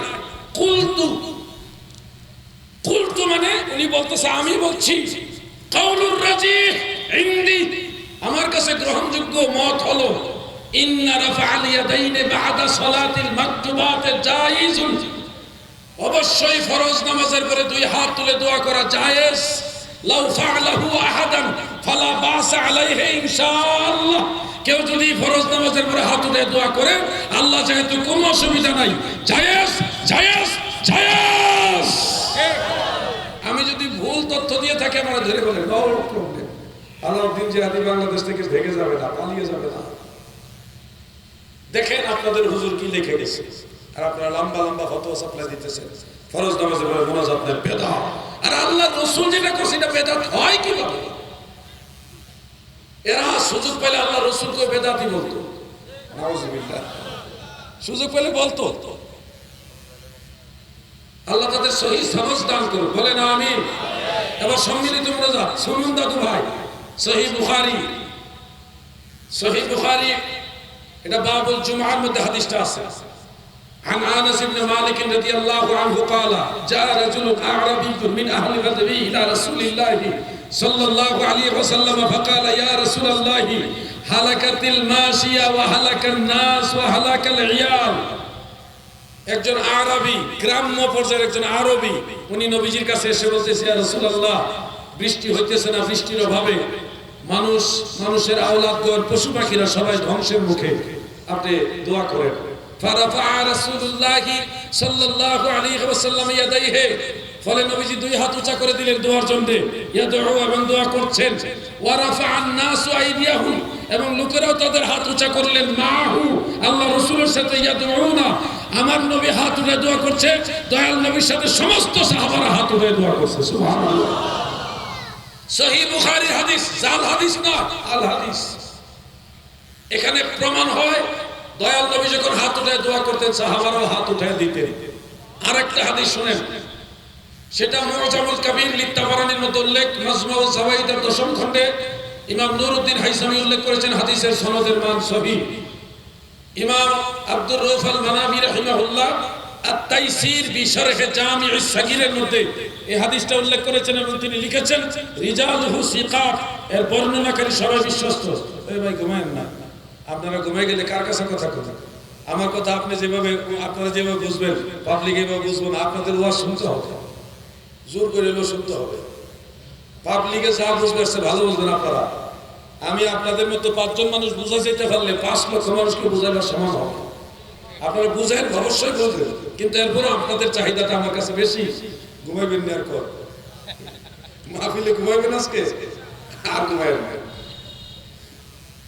একটু জিকির করো, লা ইলাহা হক,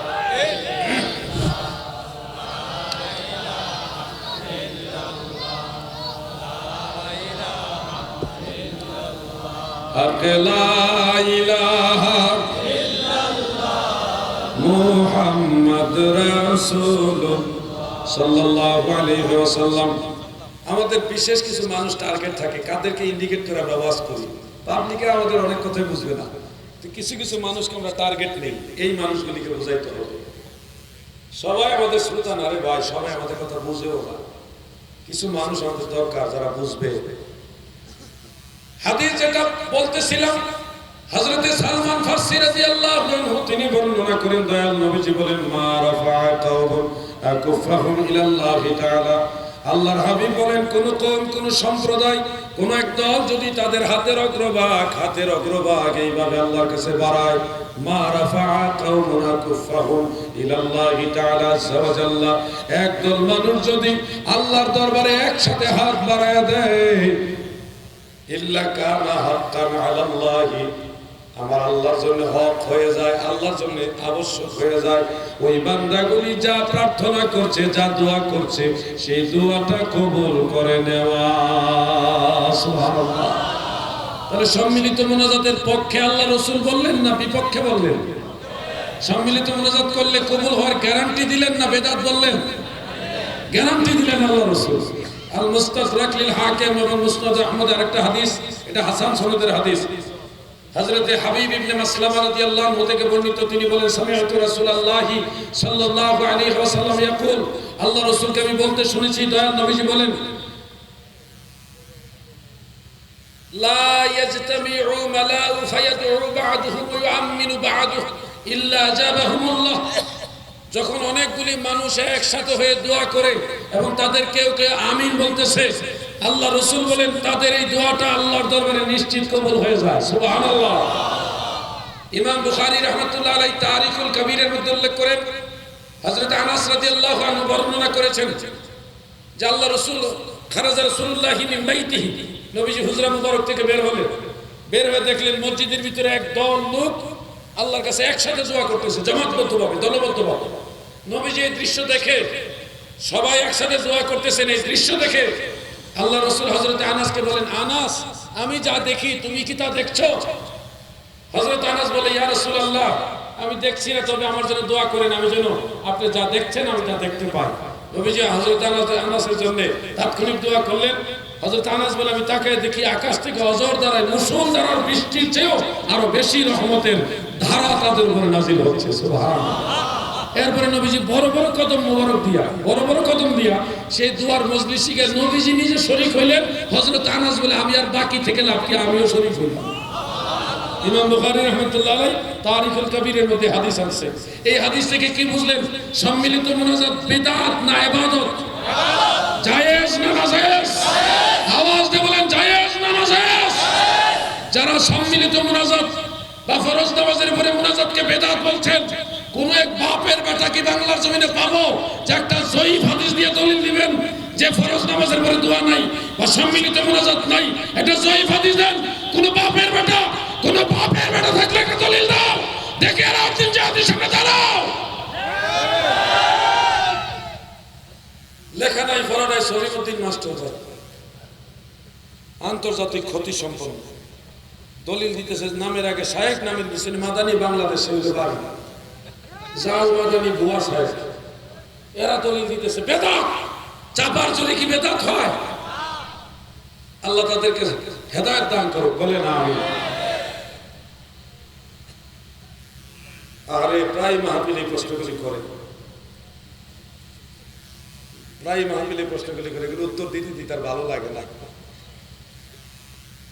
2 নম্বর হলো ফরজ নামাজে সূরা ফাতিহার পরে বড় আওয়াজে আমিন বলার বিধান কি? এটা একটু বলবো। যুবক ভাইরা, সূরা ফাতিহার পরে ইমামের পিছনে বড় করে আমিন বলার হাদিস আছে, কিন্তু এটা সুন্নত না। সুন্নত হলো সূরা ফাতিহার পরে নামাজের মধ্যে ছোট করে নিচু আওয়াজে আমিন বলাটা হলো সুন্নত। যে জোরে বলার হাদিস আছে, তাহলে সুন্নতটা কেনটা শুনো। তিরমিজি শরীফ, সুনান দারাকুতনি শরীফ আর কয়েকটা কিতাবে হাদিসটা উল্লেখ। সাহাবী ওয়াইল ইবনে হুজর রাদিয়াল্লাহু আনহু, যিনি ইয়ামান দেশের রাজপুত্র ছিলেন, রাজার পুত্রকে কি বলে আপনাদের এলাকায়? রাজপুত্র ছিলেন। ওয়াইল ইবনে হুজর ইয়ামান থেকে মদিনা মুনাওয়ারায় আসলেন নবীজির কাছে, মুসলমান হলেন, সাহাবী হলেন। কিছুদিন মদিনা শরীফে থেকে তিনি নামাজ শিখলেন। তিনি যেহেতু মুসলিম ছিলেন, সেই হেতু নবীজি ওনাকে নামাজ শিখালেন, সূরা কেরাত সবই শিখাচ্ছেন। এক পর্যায়ে নবীজি তিনাকে শিক্ষা দিতে গিয়ে যখন তিনি দয়াল নবীজি সূরা ফাতিহা পড়া শেষ করলেন, গায়রিল মাগদুবি আলাইহিম ওয়ালাদ-দাল্লিন, ফাকালা আমিন ওয়া রাফা'a বিহা সাওতাহু আও মাদ্দা বিহা সাওতাহু। নবীজি উচ্চ আওয়াজে, জোরে আওয়াজে বলছেন যে আমিন। এটা হলো ওই সাহাবীকে শিক্ষা দিচ্ছেন যে সূরা ফাতিহা শেষ করলে এখানে আমিন বলতে হয়। এটা হলো তালিমের জন্য। কিন্তু উনি যখন নামাজ শিখে ফেললেন, কে? ওয়াইল ইবনে হুজর। উনি যখন নামাজ শিখে ফেললেন, পরবর্তীতে উনি নিজেই হাদিস বয়ান করেছেন, যেটা মুসনাদ আহমদ, আল মুস্তাদরাক লিল হাকিম, মুআজামুল কবির লিত তাবারানী সহ অনেক কিতাবের মধ্যে আছে সহিহ হাদিস। ওয়াইল ইবনে হুজর বলেন, সাল্লাইতু মা রাসূলিল্লাহি সাল্লাল্লাহু আলাইহি ওয়াসাল্লাম, আমি আল্লাহ রাসূলের সাথে নামাজ আদায় করেছি। দয়াল নবীজি যখন নামাজে সূরা ফাতিহা থেকে ফারিগ হতেন, ইজা ফারাগা মিনাল কিরাতি গায়রিল মাগদুবি আলাইহিম ওয়ালাদ-দাল্লিন, এতটুকু থেকে যখন নবীজি ফারিগ হতেন, ফাকালা আমিন, তখন নবীজি আমিন বলতেন। ওয়া খাফাদা বিহা সাওতাহু, নবীজির সেই আমিনের আওয়াজ রাখতেন ছোট করে। সুবহানাল্লাহ। কে বলতেছে? যেই সাহাবী জোরে আমিন বলার কথা বলছে, সেই সাহাবী বলতেছেন যে আমি আল্লাহ রাসূলের সাথে নামাজ পড়ছি, নবীজি আমিন বলছেন কিন্তু জোরে বলেন না, ছোট করে বলেছেন, নিচু আওয়াজে বলছেন। তাহলে ফাইনালি মানে প্রাথমিকভাবে জোরে আমিন বলে, বড় করে আমিন বলে নবীজি ওনাকে শিখাইলেন যেখানে আমিন বলতে হয়। আর টোটালি ফাইনালি সর্বশেষ দয়াল নবীজি ওই সাহাবী সহ সবাইকে নিয়ে নামাজ পড়তে গিয়ে আমিন আসতে বলেছেন নামাজের ভিতরে। এ থেকে বোঝা গেল নামাজের বাহিরে নবীজি জোরে আমিন বলে, বড় করে আমিন বলে শিক্ষা দিলেন, এটা হলো তালিম। আর নামাজের ভিতরে নবীজি ছোট করে আমিন বলে বুঝালেন, নামাজের ভিতরে ছোট করে নিচু আওয়াজে আমিন বলা হলো সুন্নাত। আপনাকে আরেকটা তথ্য দিচ্ছি, জোরে বা বড় করে আমিন বলার হাদিস ওয়াইল ইবনে হুজর থেকে যারা বর্ণনা করেছেন তাদের মধ্যে একজনের নাম হলো সুফিয়ান সাউরি রাহমাতুল্লাহ আলাইহি। নাম কি? সুফিয়ান সাউরি। উনি কিন্তু জোরে আমিন বলার হাদিস বয়ান করেছেন, বড় করে আমিন বলার হাদিস বর্ণনা করেছেন। তিনটা কিতাব, এক নম্বরে ইমাম বুখারীর উস্তাদ ইমাম মারওয়াজি রাহমাতুল্লাহ আলাইহি, ইমাম আবু আব্দুল্লাহ মুহাম্মদ ইবনে নসর আল মারওয়াজি রাহমাতুল্লাহ আলাইহি, তিনি ইখতিলাফুল ফুকাহা কিতাবের মধ্যে উল্লেখ করেছেন। দুই নম্বরে হাফিজুল হাদিস ইমাম মুনজিরি রাহমাতুল্লাহ আলাইহি আল আওসাতের মধ্যে উল্লেখ করেছেন। তিন নম্বর ইমাম ইবনে হাজিম রাহমাতুল্লাহ আলাইহি তিনি আল মুহাল্লার মধ্যে উল্লেখ করেছেন। যেই সুফিয়ান সাউরি বড় করে আমিন বলার হাদিস বয়ান করেছেন ওয়াইল ইবনে হুজরের রেফারেন্স দিয়ে, সেই সুফিয়ান সাউরি নামাজের সময় আমিন বলতেন আস্তে, এবং কেউ যদি ওনাকে মাসালা জিজ্ঞাসা করতে যে আমিন জোরে হবে না আস্তে হবে, তিনি বলতেন সিররা, গোপনে হবে, জোরে হবে না, আস্তে হবে। সুবহানাল্লাহ। অতএব এখান থেকে যিনি জোরে আমিন বলার, বড় করে আমিন বলার হাদিস বয়ান করছে, উনি নিজেই কিন্তু ছোট করে আমিন বলার পক্ষে। দলিল আপনি যেটা দিবেন ওই দলিল আপনার পক্ষে না, ওই দলিল আমাদেরই পক্ষে। এগুলি পড়ার জন্য, জানার জন্য, বোঝার জন্য আসমাউর রিজাল উলুমুল হাদিস জানতে হবে, না জানলে শুধু লাফালাফি করতে পারবেন। আমাদের মাযহাব হানাফি মাযহাব, এই মাযহাবের প্রতিটা রায় হলো সবচেয়ে বিশুদ্ধ। অন্যান্য মাযহাবের রায়গুলির তুলনায় হানাফি মাযহাবের রায়গুলি হলো সবচেয়ে পিওর, বিশুদ্ধ। আল্লাহ তাআলা হকের উপরে, সুন্নতের উপরে থাকার তৌফিক দেন, বলেন আমিন। সহিহ হাদিসে জোরে আমিন আছে, আমরা অস্বীকার করি না। সব হাদিস আমল করা যায় না, সব হাদিস সুন্নত না রে ভাই, কিন্তু সব হাদিস সুন্নত না, কিন্তু সব সুন্নত হাদিস। আপনাদের বোঝার জন্য দুইটা উদাহরণ দিই। কয়টা উদাহরণ দেব? এক নম্বর উদাহরণ, সহিহ হাদিসে আছে 3 দিনের বেশি কুরবানির গোশত খাওয়া যাবে না। কয় দিনের বেশি? আল্লাহ রাসূল নিষেধ করেছে। আপনারা কি 3 দিনের বেশি গোশত খান? তো সহিহ হাদিস মানেন না। এটা সহিহ হাদিস সত্য, কিন্তু আল্লাহ রাসূল পরবর্তীতে বলছে এখন থেকে তোমরা যতদিন পারো খেতে পারো। ওই 3 দিনের সীমাবদ্ধতা আল্লাহ রাসূল তুলে নেবেন। তাহলে আগেরটাও হাদিস, পরেরটাও হাদিস, আগেরটাও সহিহ হাদিস, পরেরটাও সহিহ হাদিস, কিন্তু আগের সহিহ হাদিস মানা যাবে না, কারণ এটা মানসুখ হয়েছে, রহিত হয়ে গেছে বিধান। পরেরটা হলো ফাইনাল। পরেরটা কি? ফাইনাল। এটা সুন্নাত, এটাই রেওয়াজ, এটা রীতি, এটা নবীর তরিকা। এই হলো একটা উদাহরণ। আরেকটা উদাহরণ বলছি, বলবো কি? অনেক ঘুমো ধরে গেছেন নাকি? না, পাওয়ার আছে, পিছনে বেড়ে আসেননি আপনারা? মাশাআল্লাহ। আরেকটা উদাহরণ হলো, রান্না করা গোশত খেলে ওযু ভেঙে যেত। রান্না করা গরুর গোশত, উটের গোশত, হরিণের গোশত, মুরগির গোশত, কবুতরের গোশত, হাঁসের গোশত, যাই খান, গরু ছাগলের গোশত যাই খান, রান্না করা গোশত খেলে ওযু ভেঙে যায়। সহিহ হাদিস আছে। আপনারা গোশত খাইলে যদি আগের থেকে ওযু থাকে, গোশত খাইলে কি আবার ওযু করে নামাজ পড়েন না? ওই ওযু দিয়ে নামাজ পড়েন, ওইটা দিয়ে তো পড়ি, অনেক সময় আবার হয়তো করি, কিন্তু ওযু থাকলে যদি আমরা খাওয়া দাওয়া করি, সেখানে মুরগির গোশত, গরুর গোশত খাইলেও আমরা ওযু থাকলে ওই ওযু দিয়ে নামাজ পড়ি, এবং নামাজ পড়া জায়েজ মনে করি। কিন্তু সহিহ হাদিস আছে রান্না করা গোশত খাইলে ওযু ভেঙে যায়, ওযু করতে হয়। এখন এই হাদিস তো কেউ আমল করে না। কেন করে না জানেন? পরবর্তীতে আল্লাহ রাসূল দেখছেন উম্মতের জন্য এটা কষ্টদায়ক হয়ে যাবে, তখন আল্লাহর তরফ থেকে ওই বিধানটা পরিবর্তন করাইছে যে এখন থেকে রান্না করা গোশত খাইলেও পূর্বে থেকে ওযু থাকলে আর পুনরায় ওযু করতে হবে না।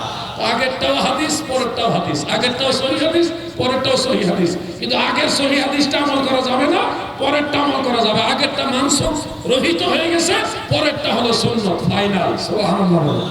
এজন্য আগের হাদিস হলো জোরে আমিন বলে, বড় করে আমিন বলে রাসূল শিক্ষা দিয়েছে। পরে ফাইনাল আমল হবে নামাজের মধ্যে আমিন বলতে হবে আস্তে, ছোট করে। বুঝলে বুঝপাতা, না বুঝলে তেজপাতা। আমার লেখা একটা বই আছে, প্রিয় নবীজির সালাত। ওই বইটার মধ্যে নামাজের সব দলিল, এ যত প্রশ্ন করে নামাজের সব দলিল, আযানের আগে সালাত সালাম, নামাজের পরে মুনাজাত, জানাজার পরে দোয়া, জানাজার নামাজের দলিল, বেতের নামাজ, তারাবির নামাজ, ঈদের নামাজ, কসরের নামাজ, জুমার নামাজ, জামা সালাতাইন ফি সফর, নামাজের যত দলিল, উজুর মাসালা সব এটার মধ্যে আছে। ওটা সংগ্রহ করে নেবেন। আরো কয়েকটা বই আছে, আপনারা এগুলো সংগ্রহ করে রেখে দেবেন। পটিয়ার মানুষ শিক্ষিত সমাজ, এই বইগুলো সংগ্রহ করে রেখেন। আমার লেখা প্রায় 23টা কিতাব আছে, সবগুলি না, এখানে 3টা আছে মাত্র। এলমে গায়েব ও হাজির নাজিরের পক্ষে বইটা যুবক ভাইরা তোমরা পড়ো, যাচাই বাছাই করো। এলমে গায়েব, আল্লাহ রসুলের এলমে গায়েব এবং হাজির নাজির, দুইটা মাসালা নিয়ে বইটা লিখছি, আপনাদের কাছে আসবে, সংগ্রহ করবে, সামান্য টাকা। মাজার জিয়ারত পূজা নয়, সুন্নত ও কদম বুঝির সমাধান। মাজারে কেন যায়, নিয়ত করে যাওয়া যাবে কিনা, মোনাজাত করা যাবে কিনা, মাজার ওসিলা দেওয়া যাবে কিনা, মাজার পাকা করা হয় কেন, কদম মুসি করা যাবে কিনা, সব দলিল এটার মধ্যে পেয়ে যাবে 100 টাকা দিয়ে। আরেকটা আছে নূরে মুজাসসাম, নবী নূরের তৈরি, নবীজি সৃষ্টিগতভাবে নূর, নূরে মুজাসসাম। মাটির ব্যবসা করার কোনো সুযোগ নেই। নবীজি মাটির তৈরি বলবে, মাটির ব্যবসার কোনো সুযোগই নেই। আপনি মাটি করতেছেন, আরশ কুরসি লৌহ কলম সব নূরে মুহাম্মদ থেকে সৃষ্টি, আর আপনি নবীরে বানাইতেছেন মাটি দিয়া। মাটির ব্যবসার কোনো সুযোগই নেই। এই বইটা নূরে মুজাসসাম বইটা সংগ্রহ করে নেবেন 150 টাকা দিয়া, এবং সংগ্রহ করে রেখে দেন, কাজে লাগবে। দিনের বেলায় সুযোগ পেলে কিতাব লিখি, রাতের বেলায় ওয়াজ করি, এইভাবেই চলছে আর কি। 30 পারা কোরআনের তাফসীরও লিখতেছি, সুন্নি এবং হানাফি এই দুইটা বিষয় সমন্বয় করে 30 পারা কোরআনের তাফসীর লেখা চলছে ইনশাআল্লাহ। মেশকাতের তাহকিক, তাখরিজ এবং সনদ, এই তিনটা আমি একসাথে করতেছি ইনশাআল্লাহ।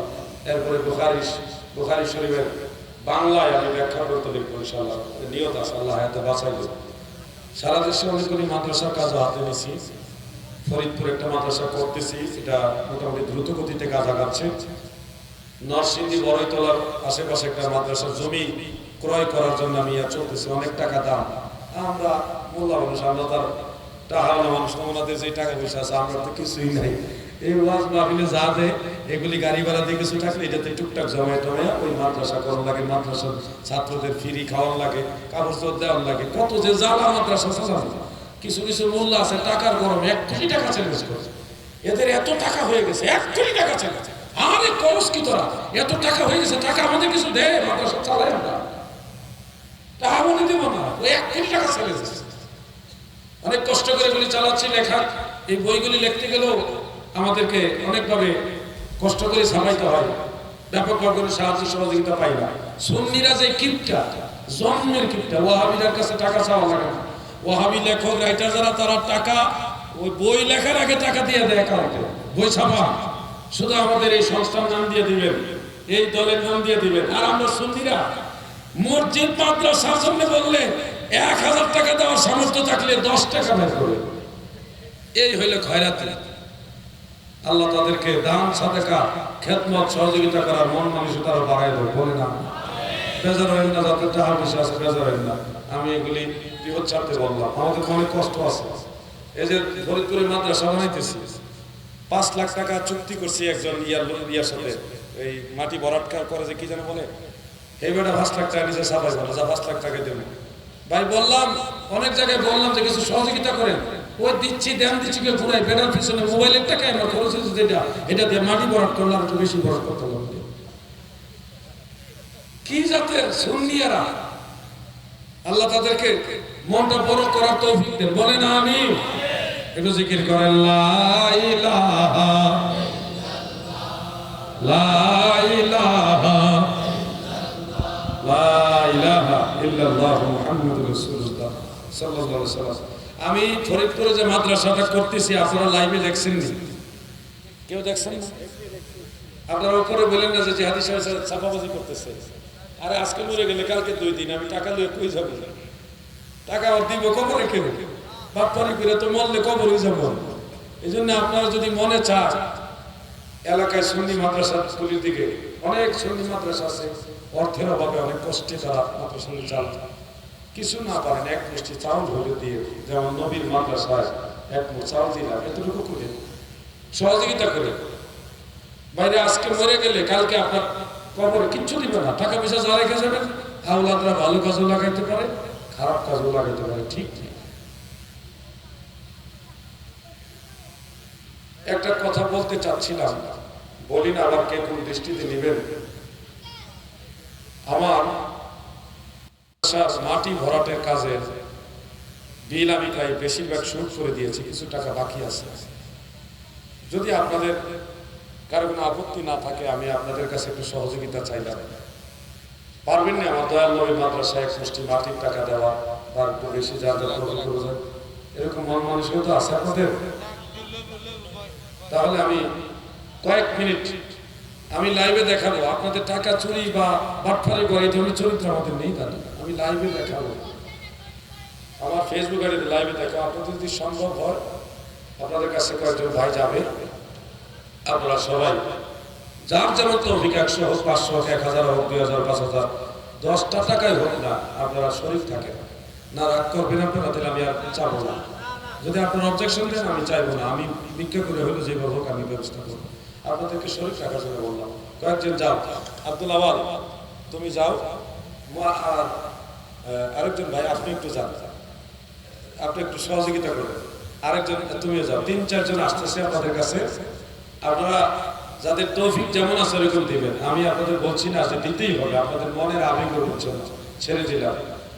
ফরিদপুর, ওই জেলা ফরিদপুর, এখানে সুন্নি কি চিনে না মানুষ, সেই ওয়াহাবির গোডাউনের মধ্যে মাদ্রাসা করতেছি। আল্লাহ চাইতে একজন লোক এক জায়গায় দেন, এক ভাই 500 টাকা দিয়েছে, সেখানে আমি ইনশাআল্লাহ একটা বিখ্যাত সুন্নি প্রতিষ্ঠান করবো, ইনশাআল্লাহ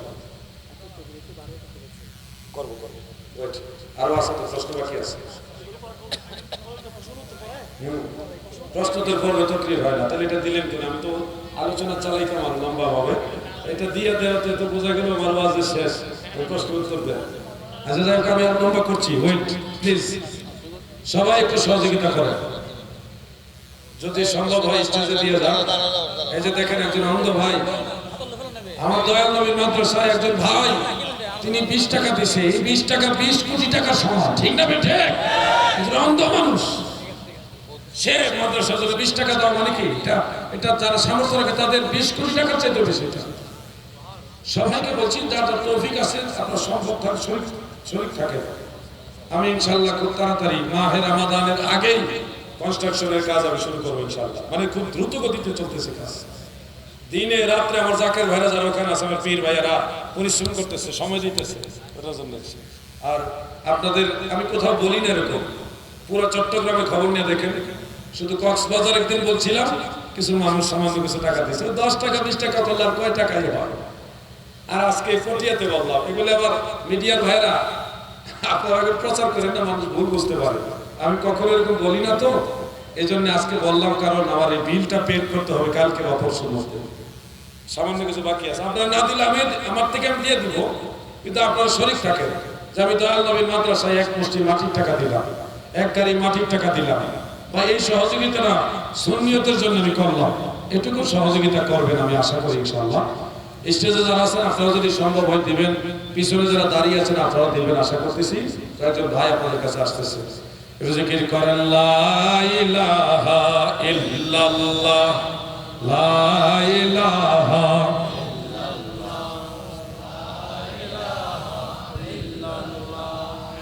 হাসবি রাব্বি জাল্লাল্লাহ মা ফি কলবি, বলুন নূর মুহাম্মদ সাল্লাল্লাহু লা ইলাহা ইল্লাল্লাহ, লা ইলাহা ইল্লাল্লাহ, জোরে লা ইলাহা ইল্লাল্লাহ মুহাম্মাদুর রাসূলুল্লাহ সাল্লাল্লাহু আলাইহি ওয়াসাল্লাম। দাদু ভাই আমার 3 নম্বরে আরেকটা প্রশ্ন এসেছে, এটা হলো নামাজের সময় হাত বুকে বাঁধবে নাকি নাভির নিচে বাঁধবে, এই প্রশ্ন। এগুলি অ্যাভেলেবেল, আমার উত্তর দেওয়া আছে, অনলাইনে পাবেন, বইও আছে এই ব্যাপারে। তারপরেও যেহেতু প্রশ্ন আসছে সেহেতু উত্তর দিচ্ছি, এটাই শেষ প্রশ্ন। এটার আলোকে আমি আরো কিছু কথা বলি, আপনাদের কাছ থেকে বিদায় নিব।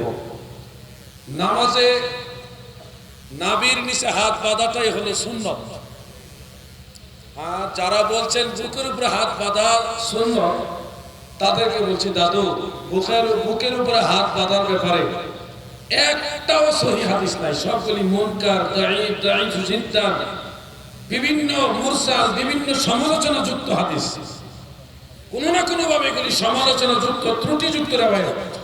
কিন্তু নাভির নিচে হাত বাঁধার বিষয়টা সহিহ বুখারী, সহিহ মুসলিম থেকে প্রমাণ। সুবহানাল্লাহ। যারা দাবি করে থাকেন যে বুকের উপরে হাত বাঁধা বুখারী শরীফের মধ্যে হাদিস, আমি তাদেরকে বলছি আল্লাহর ওয়াস্তে বলছি, আপনারা এই হাদিসগুলি আমাদের সামনে শো করেন, আমরা আপনাদের ব্যাখ্যা দিয়ে দেব। একটা হাদিস, হাদিস নম্বর 740, হাদিস নম্বর কত বলেন? 740। এইভাবে আছে, عن سهل بن سعد رضي الله تعالى عنه قال كان الناس يؤمرون أن يدع الرجل اليد اليمنى على ذراعه اليسرى في الصلاة رواه البخاري। হযরত সাহল ইবনে সাদ রাদিয়াল্লাহু আনহু বর্ণনা করেন, লোকেরা আমাদেরকে আদেশ দিতেন আমরা যেন নামাজে বাম বাহুর উপরে ডান হাত রাখি, বাম বাহুর উপরে যেন ডান হাত রাখি, সহজে বাম হাতের উপরে যেন ডান হাত রাখি, এই মর্মে আমাদেরকে আদেশ করা হতো। এই হাদিসে বুকের উপরের কথাও নাই, নাভির নিচের কথাও নাই, কোনো জায়গার কথা নাই।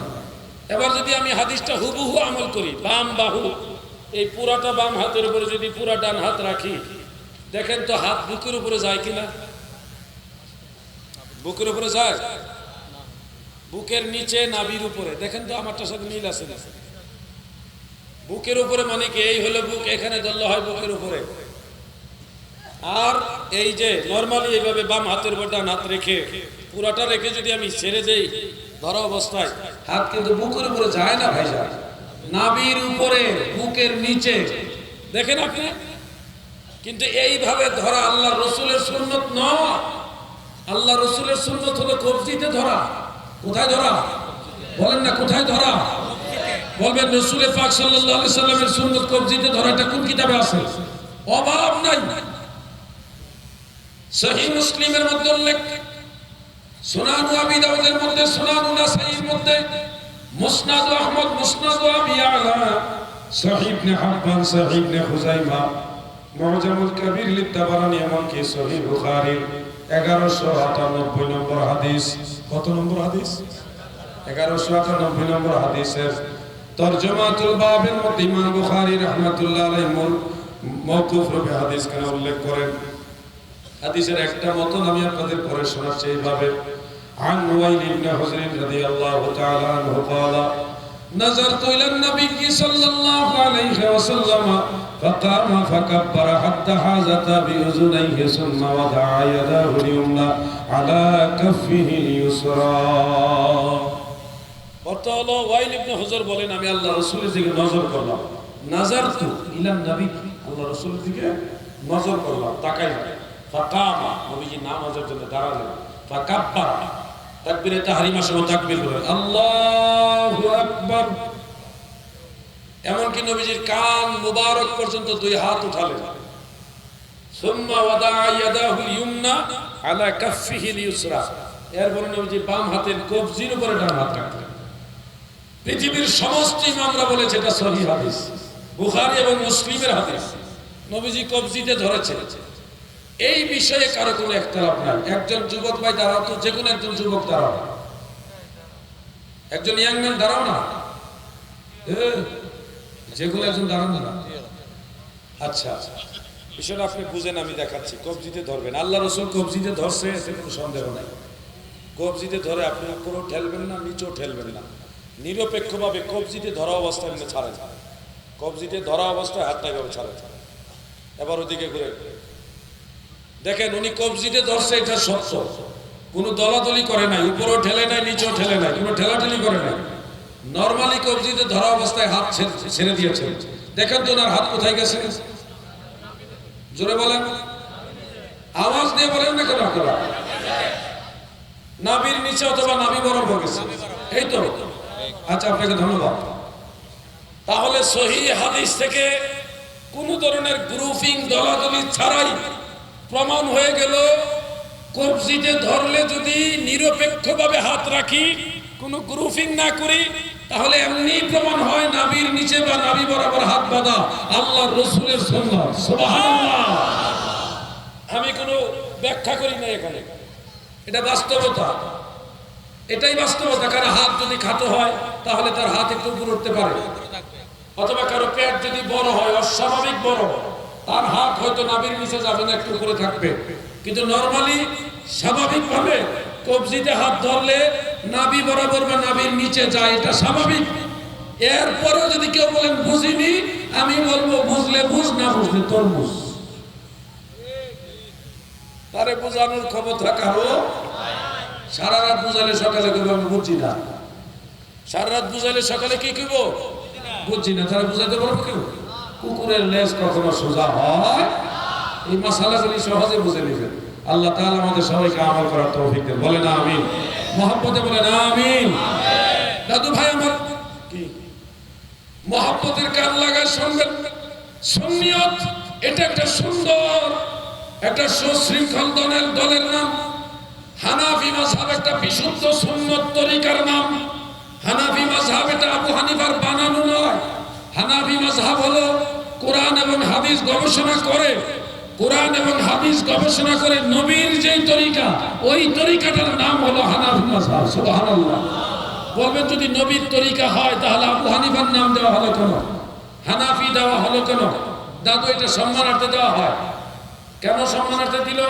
আপনারা বলেন বুখারী শরীফ, এই বুখারী শরীফে যতগুলি হাদিস, এই হাদিসগুলি কি ইমাম বুখারীর না আল্লাহ রাসূলের হাদিস? বলেন না কার হাদিস? হাদিস রাসূলের, কিন্তু নাম তো বুখারী শরীফ। ইমাম বুখারীর নামে বুখারী শরীফ হওয়াতে রাসূলের হাদিস কি পাল্টাই গেছে না?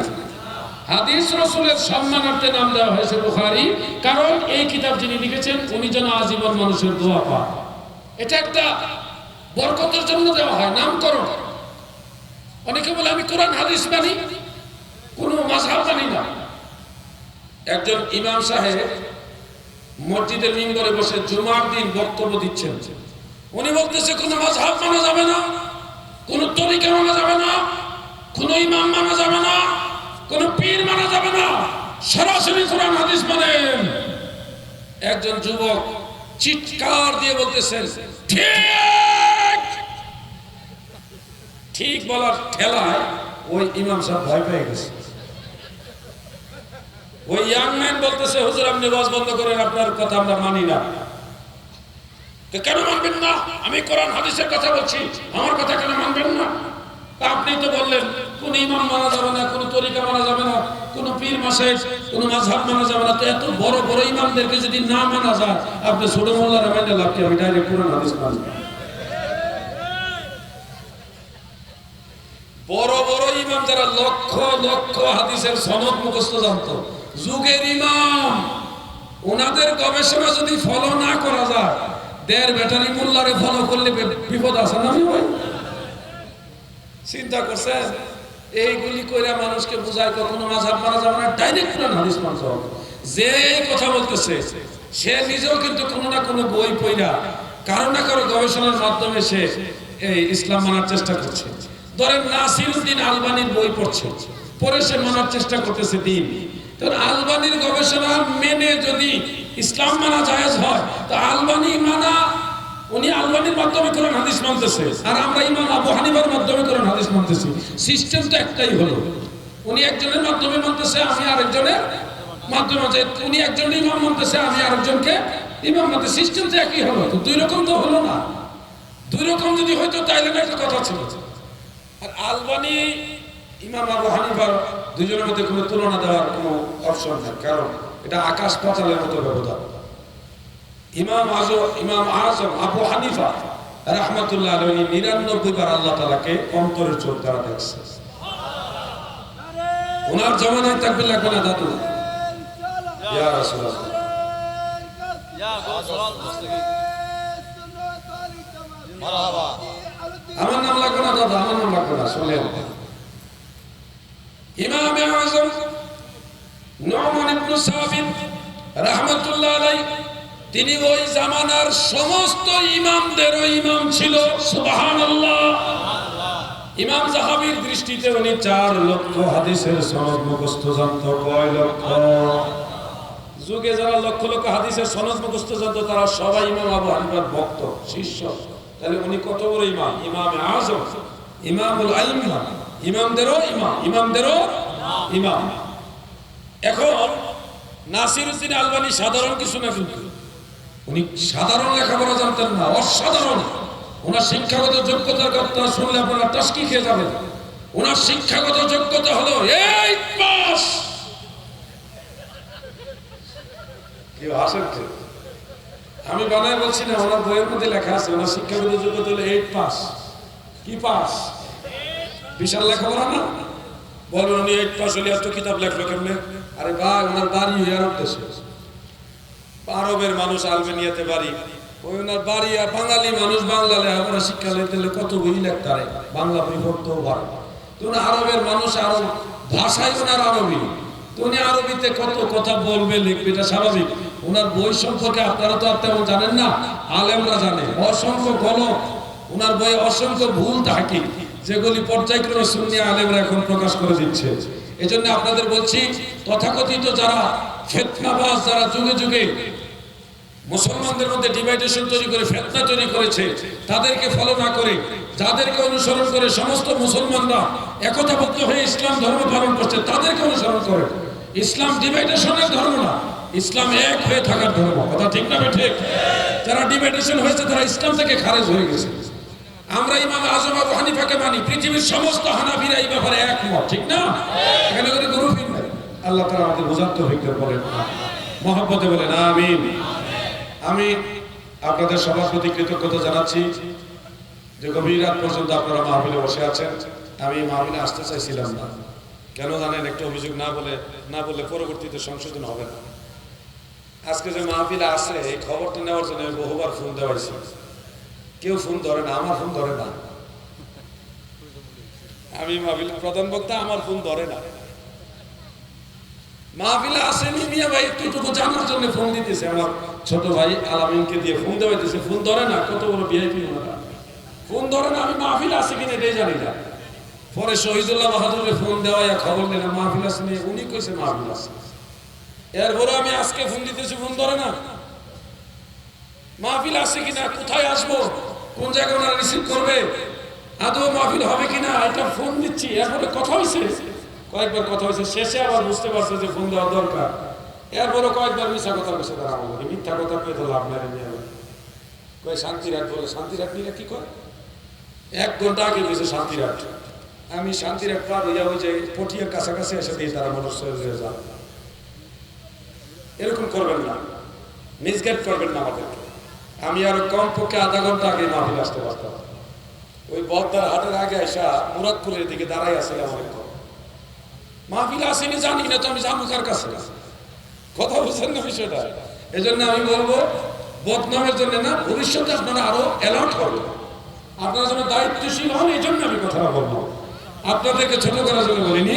হয়তো যিনাকে দায়িত্ব দেওয়া হয়েছে, হয়তো উনি হয়তো ঠিক মতো দায়িত্ব পালন করতে পারেন, এটার জন্য সবাই দায়ী না, হয়তো 2-1 জন দায়ী। আমরা চাই আগামীতে যেই আসুক, যে কোনো আলেম আসুক, ওনাদেরকে সুন্দরভাবে আপনারা রিসেপশন করবেন। আমরা আপনাদের মেহমান, আমরা মুসাফির। আমরা অনেক রাস্তাঘাট চিনি না, অনেক এলাকার নাম বললেও ওই এলাকার নাম বললে আমরা চিনি না, কারণ আমরা তো সব জানি না। আপনাদের সহযোগিতা লাগবে। এরপরও মেহমান, এরপরও ওয়াহাবি খারিজি কোন জায়গায় কোন হানো উৎপত্তিতা, এটা তো ঠিক নাই। আপনাদের একটু সহযোগিতার দরকার আছে আগে পিছিয়ে। ভরসা তো আল্লাহ, কথা ঠিক না? আমার এ পর্যন্ত ওয়াহাবির আক্রমণ করে নাই কোথাও না। আমি এই গত পরশুদিন মিরসরাই মেইন রোডের পাশে এক ওয়াহাবি মাদ্রাসা থেকে মাগরিবের নামাজ পড়েছি।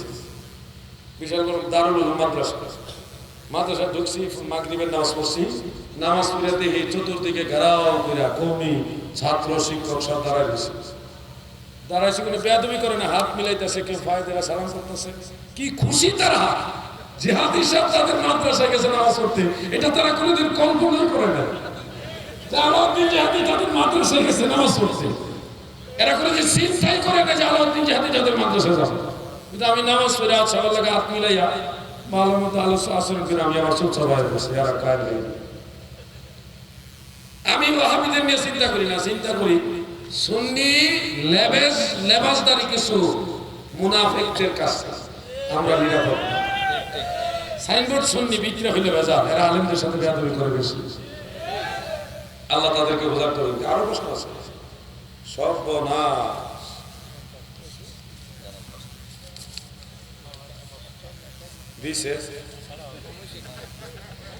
সময় বাড়ায় আছে। বেতের নামাজের পর নফল নামাজ দাঁড়িয়ে পড়া উত্তম নাকি বসে পড়া উত্তম, এটা নিয়ে ফুকায়ে কেরামদের একাধিক মত আছে। আর কে কোন মতের উপর আছেন আমি জানি না, আমি গন্ডগোলে ঢুকতে রাজি না। কারণ চট্টগ্রামে এই সমস্ত বিষয় নিয়ে আবার খুব ফেতনা। বসে বললে আরেক দাঁড়ায় যারা পরে তারা বেজার, দাঁড়ায় বললে বসে পড়ে যারা তারা বেজালের শেষ নেই চট্টগ্রামে। তবে আমি দাঁড়াইয়া নফল নামাজ পড়ি, যে কোনো নফল নামাজ দাঁড়ায় পড়ি। যদি একান্তই অসুস্থ বা একেবারে বেশি ক্লান্ত হই তখন নফল নামাজ বসে পড়ি, অন্যথায় নফল নামাজ দাঁড়ায় পড়ি। দাঁড়ায় নামাজ পড়াটাই আমি প্রাধান্য দিই। কারণ কি জানেন, তিরমিজি শরীফ উল্লেখ, দয়াল নবীজি বলেছেন নফল নামাজ বসে পড়লে নামাজ হবে, কোনো অসুবিধা নাই, কিন্তু সওয়াব অর্ধেক কম হবে। আর দাঁড়ায় বলে ডিউটি 8 ঘন্টা, বেতন অর্ধেক কম, এরকম চাননি আপনারা? ডিউটি 8 ঘন্টাই করলেন, বেতন অর্ধেক কম। এজন্য দাঁড়াইয়া যদি নফল নামাজ পড়েন 100% সব পাবে। এই হলো রাসূলের পাক সাল্লাল্লাহু আলাইহি ওয়াসাল্লামের হাদিস। সম্ভব সুযোগ থাকলে অবশ্যই নফল নামাজ দাঁড়ায় পড়বে। আর বসে বললে নফল নামাজ হবে, অসুবিধা নেই, সওয়াব অর্ধেক কম হবে, অর্ধেক কম। তারাবিহ নামাজে তিলাওয়াতে সিজদা ভুলে গেলে এবং পরবর্তীতে তা স্মরণ হলে কি করা উচিত?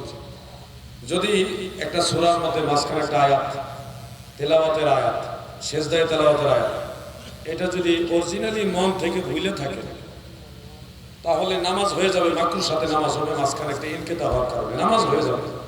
কিন্তু এই ধরনের ভুল হওয়া উচিত না। কথা বুঝছেন? এই ধরনের ভুল হওয়া উচিত না। উনি হয়তো ওই যে একটা সেজদা দিয়ে আবার উঠতে যে কষ্ট হইব, ওই কষ্টটা থেকে বাঁচার লেগে বাচ্চাদের অনেক সময় করতেও পারে। এই জন্য এই ধরনের ভুল হবে কেন? আপনি হাফেজ সাহেব ভালো করে খেয়াল করে নামাজ পড়বেন, আল্লাহ বোঝার তৌফিক দেন। হ্যাঁ, যদি হাফেজে কোরআন থাকে তাহলে লুকমা দিবেন কিভাবে? যদি উনি অবশ্যই তো লুকমা দিবেন। আয়াত যদি ছুটে যায়, একটা আয়াত মাঝখানে সেজদার আয়াত অথবা যে কোনো আয়াত ছুটে গেলে হাফেজ সাহেব একজন লুকমা দিবে, লুকমা দিবে। এবং যে কোনো আয়াত, সেটা সেজদার আয়াত হোক আর সেজদার আয়াত ছাড়া হোক না, আল্লাহু আকবার দেওয়ার দরকার নাই, ওই আয়াত উনি লুকমা দিবেন। উনি লুকমা দিবেন হলো যদি আয়াত ছুটে যায়, যে আয়াতটা সেজদার আয়াত, এটা উনি হয়তো বেখেয়াল ছেড়ে দিচ্ছেন, তখন পিছন থেকে যিনি হাফেজ সাহেব থাকবেন উনি ওই আয়াতটা পড়ার জন্য লুকমা দিবেন। তখন ওই ইমাম সাহেবের এমনিতেই খেয়াল আসবে যেটা সেজদার আয়াত, অটোমেটিকলি। এটা হলো সুন্নত তরিকা। আপনি ওখানে আল্লাহু আকবার বলার কোনো বিধান আমি পাইনি। নামাজের কেরাতের মাঝখানে আল্লাহু আকবার এরকম কোনো বিধান আমি পাইনি, কেউ পাইলে দিবে, আমি শিখবো। কিন্তু মূল সুন্নত তরিকাটা হলো তেলাওয়াতের সময় সেটা সেজদার আয়াত হোক আর সেজদার আয়াত ছাড়া হোক, যদি আয়াত মাঝখানে ছেড়ে দেয় অথবা এক সূরা থেকে আরেক সূরা মুসাফার কারণে চলে যায়, তখন পিছনে হাফেজ সাহেব লুকমা দিয়ে ওটা স্মরণ করায় দেবে। এতে যদি সেজদার আয়াত হয় তাহলে ইমাম সাহেবের নিশ্চয়ই সেটা স্মরণ হবে, যেহেতু উনি একজন হাফিজে কোরআন। আল্লাহ আমাদের সহিভাবে সুন্নত তরিকা আমল করার তৌফিক দেন, বলেন আমিন। খেলা টেলার প্রশ্ন দিয়ে ফুটবল খেলার মাসালা শিখেছি, কিছু কিছু প্রশ্ন আছে এগুলি এড়াই চলা ভালো। ইসলামে 3টা খেলা জায়েজ। কয়টা খেলা? এখন দাদা খেলার মাসালা নিয়ে আলোচনা করলে কিছু কিছু মোল্লা আছে নিজেরা মুস্তাহিদ চাই যা 45টা খেলা জায়েজ বানাবো, কেউ 80টা খেলা জায়েজ বানাবো। এগুলো আজাইরা মোল্লা, পেট মোড়া, কোনোটা গাড় মোড়া, কোনোটা মাথা মোড়া। 3টা খেলা হলো জায়েজ। কি? ক্রিকেট খেলা, ফুটবল খেলা, হাডুডু খেলা নাকি? 3টা খেলা জায়েজ। একটা হলো কুস্তি, কুস্তি খেলা জায়েজ, তবে সেটা যদি আক্রমণাত্মক মনোভাব নিয়ে করা হয় তাহলে আবার এটা জায়েজ হবে না। আরেকটা হলো দৌড় খেলা, দৌড়। নবীজি, দয়াল নবীজি এবং আম্মা জান আয়েশা দৌড় খেলছিল। একবার আম্মা জান আয়েশা জিতছে, আরেকবার দয়াল নবীজি জিতছে। যখন নবীজি জিততে গেছে তখন আম্মা জান আয়েশা বেজার হয়ে গেছে, যখন আম্মা জান আয়েশা জিতছে তখন আম্মা জান আয়েশা খুশি হয়ে গেছে। এই দৌড় খেলা। আরেকটা খেলা আছে যেমন ওই সময় ঘোড়া দৌড় কি যেন আমার জেহেন থেকে ছুটে গেছে। 3টা খেলা জায়েজ। এই 3টা খেলাই আপনারা প্রাধান্য দেবেন। আর বাকি যত খেলা এগুলি আসলে জাদু ভাই তাকওয়ার খেলা। বিশেষ করে ফুটবল খেলতে গেলে অনেকে হাতের উপরে হাফ প্যান্ট বানাইয়া পিনবে, এটা তো ফরজ, তো কবিরা গুনাহ। এরপরে যদি এখানে আপনি করেন, এই হাঁটু ঘুরে রাখেন, তারপর আমি বলবো এগুলির দ্বারা মানুষ দুনিয়ামুখী হয়। যেই খেলা রাসূল এবং সাহাবায়ে কেরাম শিক্ষা দিয়ে গেছেন সেটার দিকে থাকেন। খেল তামাশার দ্বারা মানুষ দুনিয়ামুখী হয়, আখিরাতমুখী হয় না। যেমন খেলার দ্বারা বেশিরভাগই বিজনেস হয়। হ্যাঁ, এবং নামাজ বা বিভিন্ন নেক আমল থেকে মানুষ মাহরুম হয়। এই জন্য যদিও ফুটবল খেলাটা ওই দৌড় খেলার সাথে কিছুটা সাদৃশ্যপূর্ণ, তারপর এটা জায়েজ বলা যাচ্ছে না, সরাসরি সুন্নত বলা যাচ্ছে না। এটা আপনি হয়তো কেয়াস করতে পারেন, কিন্তু কেয়াস করার অধিকার আমার নাই। আমি মুকাল্লিদ, এই বাংলাদেশে না সারা ওয়ার্ল্ডে কোনো মুস্তাহিদ নেই। কেউ যদি নিজে কেয়াস বানাইতে চায় সে নিজেকে মুস্তাহিদ দাবি করতে হবে। মুস্তাহিদ ছাড়া কেয়াস কেউ করতে পারবে। এই আজাইরা মোল্লারা ফতোয়া দিয়া মিয়া ভাই আপনি ফুটবল খেলতেছেন, আপনার দায়িত্ব, আপনি খেলেন হাসরের ময়দানে, আপনি জবাব দিবেন, এটার দায়ভার আমি নিব না। আমি জায়েজ করলে এটার দায়ভার আমাকে নিতে হবে। আমি এই ভেজালে যাইতে রাজি না। আপনি বুঝে সুঝে যাইয়েন আল্লাহর কাছে, আল্লাহর ভয় পান, এই দিল আপনার ছেড়ে দিলেন। নামাজে প্রত্যেক রাকাতে 2টি করে সিজদা করার হিকমত বা রহস্য কি? হিকমত বা রহস্য হলো, ইবলিস শয়তান সহ ফেরেশতাদেরকে আল্লাহ তাআলা যখন বললেন উসজুদু লি আদম, তোমরা সবাই আদমের প্রতি সিজদা অবনত হও, তখন সমস্ত ফেরেশতারা সিজদা অবনত হয়েছে, ইবলিস ব্যতীত।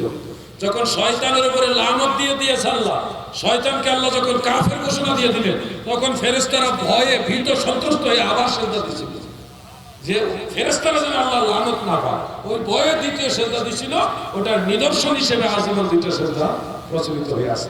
বুঝতে পারছেন বিষয়টা? আমরা যেন আল্লাহর দয়া বেশি বেশি পাই, আল্লাহর ক্ষমা বেশি বেশি পাই। আল্লাহ আমাদের বুঝার তৌফিক দেন। সাহু সিজদায় শুধু ডান দিকে সালাম ফিরানোর রহস্য কি? আসলে সালাম ফিরানোর 2টা সিস্টেম আল্লাহ রাসূল শিক্ষা দিয়েছে।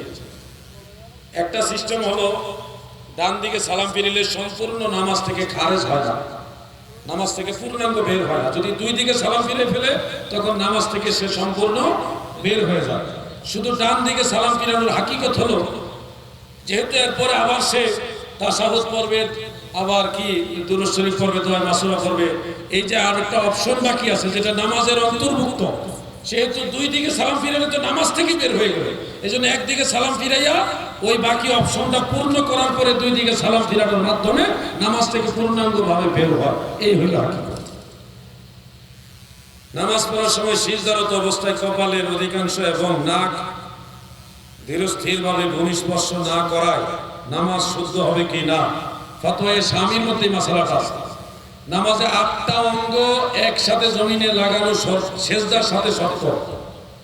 কয়টা অঙ্গ? 8টা অঙ্গ। ইমাম আযম আবু হানিফার মাযহাবুল, এটা শাফি মাযহাবের দৃষ্টিতে 7টা অঙ্গ। যাই হোক আমরা 8টা অঙ্গের কথাই বলি।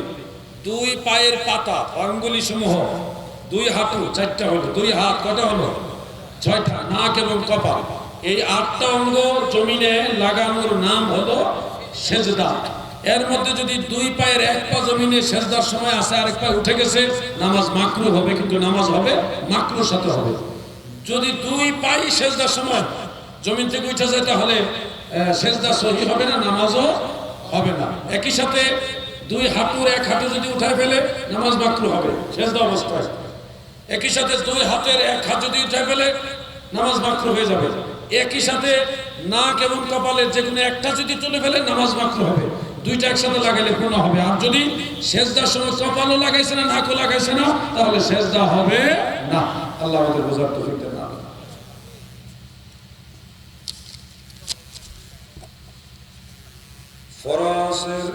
ফজরের সুন্নত যদি ছুটে যায় তার কাজা কিভাবে আদায় করবে? সূর্যোদয়ের পূর্বে কি কাজা আদায় করা যাবে না? ফজরের সুন্নত যদি জামাতে শরীক হওয়ার স্বার্থে, অর্থাৎ এমন সময় মসজিদে জামাতে ফজরের সময় গেছে যখন সুন্নত আদায় করতে গেলে ফরজের জামাত ফৌত হয়ে যাবে, সেক্ষেত্রে সে ফরজের মধ্যে শামিল হয়ে গেছে জামাতে, সুন্নত সে পড়তে পারে। তার জন্য বিধান হলো সূর্য উদয়ের পরে ওই সুন্নত আদায় করবে। কেন? বুখারী এবং মুসলিমের একটা হাদিস, আল্লাহ রাসূল সাল্লাল্লাহু আলাইহি সাল্লাম বলেছেন 3টা সময় রাসূলের নামাজ পড়াকে মানে মাকরুহ হিসেবে নিষেধ করেছেন। নাহা রাসূলুল্লাহ সাল্লাল্লাহু আলাইহি ওয়াসাল্লাম আন সালাতি বা'দাল ফজরি হাত্তা তাতলু আশ-শামস। নবীজি ফরজের পরে সূর্য উদয়ের আগ পর্যন্ত নামাজ পড়তে নিষেধ করেছেন। ফরজের পরে সূর্য উদয়ের আগে নামাজ পড়তে আল্লাহ রাসূল নিষেধ করেছেন। বিদায় ফরজের পরে সূর্যোদয়ের আগে, যেহেতু আল্লাহ রসুলের নিষেধে সমুদ্র নামাজ পড়া যাবে না, সেই নিষেধকে বাস্তবায়ন রাখার জন্য হানাফি মাযহাবের ফুকাহায়ে কেরাম বলেছে সুন্নত যদি ছুটে যায় তাহলে রসুলের নিষেধ মানতে হবে, যে সূর্য উদয়ের আগ পর্যন্ত কোনো নামাজ পড়তে পারবে না, সূর্যোদয়ের পরে সুন্নত পড়বে। একদিকে রসুলের নিষেধাজ্ঞা মানা, আরেকদিকে সুন্নত আদায় করা, এই দুইটা সমন্বয় করে হানাফি মাযহাবের রায় দেওয়া হয়েছে। সাহু সেজদা আদায় করা হলো, কিন্তু ডান দিকে সালাম ফিরানো ছাড়া নামাজ পড়তে হবে কিনা? এই ডান দিকে সালামটা কখন, সেজদায় যাওয়ার আগে না পরে, এটা ক্লিয়ার না করলে উত্তর দেওয়া যাবে না। প্রশ্ন ক্লিয়ার না, এজন্য উত্তর দিলাম না। এক মাওলানা বলেছে রাসূল সাল্লাল্লাহু আলাইহি ওয়াসাল্লামকে কিছু বিচ্ছু কামড় দিয়েছেন। আমরা জানি রাসূল সাল্লাল্লাহু আলাইহি ওয়াসাল্লামের শরীর মুবারকে মৌসা, মাসি, বর্ষা হারাম। হুজুর আপনার কাছ থেকে জানতে চাই তার সঠিক ব্যাখ্যা। আসলে এই ব্যাপারে আমি ব্যাপকভাবে তাহকিক করিনি, তবে দেখেছি কিছু কিছু কিতাবের মধ্যে বিচ্ছু কামড় দেওয়ার ঘটনাটা আছে। এখানে রাসূল পাক সাল্লাল্লাহু আলাইহি সাল্লামের জীবনে এই বিচ্ছিন্ন ঘটনাটা মূলত উম্মতকে মাসালা শিক্ষা দেওয়ার জন্য ঘটেছে। এখানে নবীজির কোনো দুর্বলতা প্রমাণ করার জন্য ঘটনা ঘটেনি। প্রত্যেকটা মাসালায় আল্লাহ রাসূল বিশেষ কোনো না কোনো ঘটনার মাধ্যমে শিক্ষা দিয়েছেন, একটা প্রেক্ষাপটের মাধ্যমে শিক্ষা দিয়েছেন। এরপরেও বিষয়টা সনদ নিয়ে গবেষণা করার প্রয়োজন আছে, এটা সনদ কিরকম, এবং যতটুকু বলছি মশা মাছি কামড় দিতেন না এটা সত্য, কিন্তু ওই ঘটনাটা হলো বিশেষ একটা প্রেক্ষাপট, বিশেষ একটা প্রেক্ষাপট। ওই প্রেক্ষাপটের মাধ্যমে আল্লাহ রাসূল সাল্লাল্লাহু আলাইহি ওয়াসাল্লাম উম্মতকে মাসালা শিক্ষা দিয়েছেন। কোনো কিছুতে নবী পাকের সম্মানকে তানকিস করবেন না, তাহলে ঈমান যাবে। আর কিছু কিছু বক্তা আছে, এরা মুক্তাদা হাল বুঝে না, প্রেক্ষাপট না বুঝে হুট করে একটা ওয়াজ করে বলে, ওয়াজ করে বসে, যেই ওয়াজের দ্বারা মানুষ শিক্ষা পাওয়া তো দূরের কথা, কনফিউশনে পড়ে, এটা টেনশনের মধ্যে পড়ে যায়। এই ধরনের বক্তাদেরকে ওয়াজ ভালো করে শিখে তারপরে ওয়াজ করা উচিত। কথা বুঝতে পারছেন না? তো কেন নবীজির এই ঘটনাটা ঘটলো এটা তো জিজ্ঞাসা করবেন না আপনারা। বিচ্ছু কামড় দিচ্ছে, এখন সাহাবাই কেরামের অনেকের এরকম হয়, ব্যথা পায়, বিচ্ছু কামড় দেয়, অনেকেই আঘাত পায়। সাহাবীদেরকে আল্লাহ রাসূল স্বাস্থ্যবিধি শিক্ষা দিচ্ছেন। দয়াল নবীজির এই ঘটনার মাধ্যমে নবীজির লবণ পানি এখানে দিলেন, ফলে নবীজির এই বিষ ব্যথা মুহূর্তের মধ্যে ভালো হয়ে গেল। অর্থাৎ সাহাবীদের শিখাইলো, তোমরা যদি আঙ্গুলে কোথাও ব্যথা পাও তাহলে লবণ পানি দিলে তোমাদের ব্যথা ভালো হয়ে যাবে। নবীজি যে সারা ওয়ার্ল্ডের মধ্যে একজন অতুলনীয় চিকিৎসক, ওই চিকিৎসা শাস্ত্রের উপরে নবীজি দক্ষতা সাহাবায়ে কেরামদের শিক্ষা দিলেন। একটা রোগের ওষুধ কিভাবে করতে হয়, চিকিৎসা কিভাবে করতে হয় শিক্ষা দিলেন। সুবহানাল্লাহ। এখানে নবীজিরে বিচ্ছু কামড় দিতে পারে এটা বোঝানোর জন্য এই ঘটনা ঘটেনি। এই ঘটনা ঘটেছে উম্মত যদি ব্যথা পায়, সে ব্যথার উপশম কিভাবে করবে, এই চিকিৎসাটা শিক্ষা দেওয়া হলো রাসূলের উদ্দেশ্য। কথা বুঝতে পারছেন? এখন আল্লাহ বোঝার তৌফিক দেন, বুদ্ধি করে দিছে। এটা শেষ, আর প্রশ্ন নাই, আর দিব না উত্তর থাকলে। এক বক্তা বলেছেন মেরাজে রাসূল সাল্লাল্লাহু আলাইহি ওয়াসাল্লাম আল্লাহ তাআলাকে সরাসরি দেখেন নাই। আপনার কাছ থেকে জানতে চাই এটা কতটুকু সঠিক? এটা সম্পূর্ণই ভুল। আল্লাহ রাসূল সাল্লাল্লাহু আলাইহি ওয়াসাল্লাম মেরাজে চর্মচক্ষু দ্বারা সরাসরি আল্লাহ তাআলাকে দেখেছেন। হাসিয়াতুস সাহাবী আলা তাফসিরে জালালাইন, সেখানে উল্লেখ রাসূলের সাহাবীদের মধ্যে জমহুর সাহাবায়ে কেরাম, বেশিরভাগ সাহাবায়ে কেরামের মত হলো, ইমাম নববী বলেছেন, যেটা মেরকাতুল উল্লেখ, ইন্নান নাবিয়্যা সাল্লাল্লাহু আলাইহি ওয়াসাল্লাম রাআ রাব্বাহু বিআইনি রাসিহি, আল্লাহ রাসূলের এই কপালের চর্মচক্ষু দ্বারা আল্লাহ তাআলাকে দেখেছেন। এটাই হলো বিশুদ্ধ ফতোয়া, এটাই ফাইনাল কথা। এর বিপরীত কথা ওয়াহাবী সারা কোন সুন্নি বলবে না।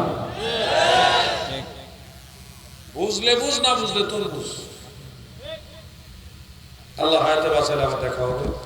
আর যদি মারা যায় হাসরের ময়দানে দয়াল নবীজির কদম মোবারকের কিনারে দেখা হবে ইনশাআল্লাহ।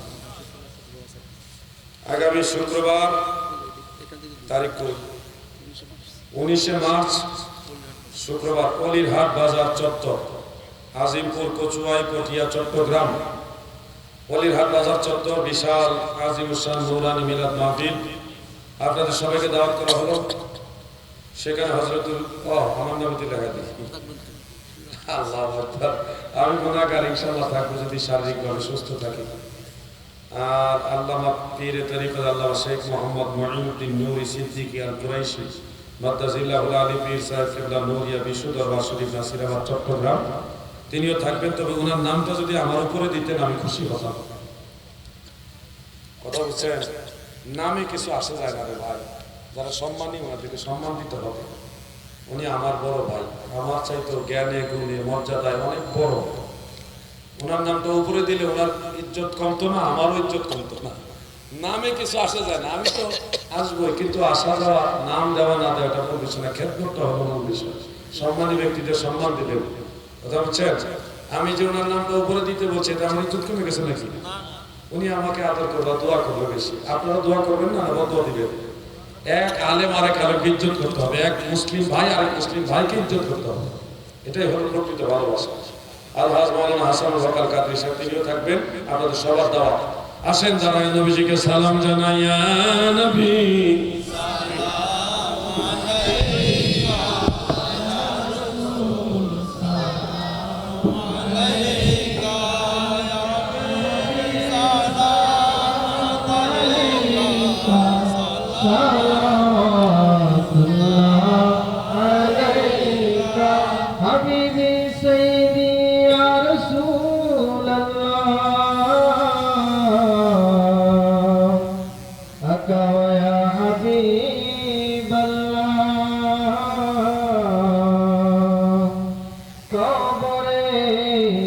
যখন রাখিবেন মুনকার নকির আসিবেন, সালাম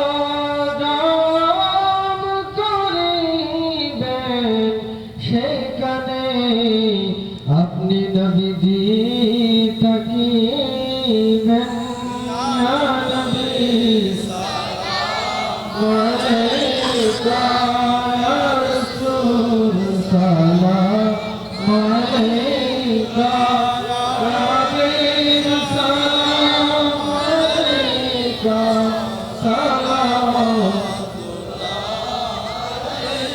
मुस्तफा जाने रहमत फैला तो सलाम शफे बज में हिदायत फैला बस पाक खाजा गरीब अरगो से मज भंडारी सीखुटी आका तुम तार साबिर शाह आला हज़रत सदर फाज़िल अल्लामा गाज़ी शेख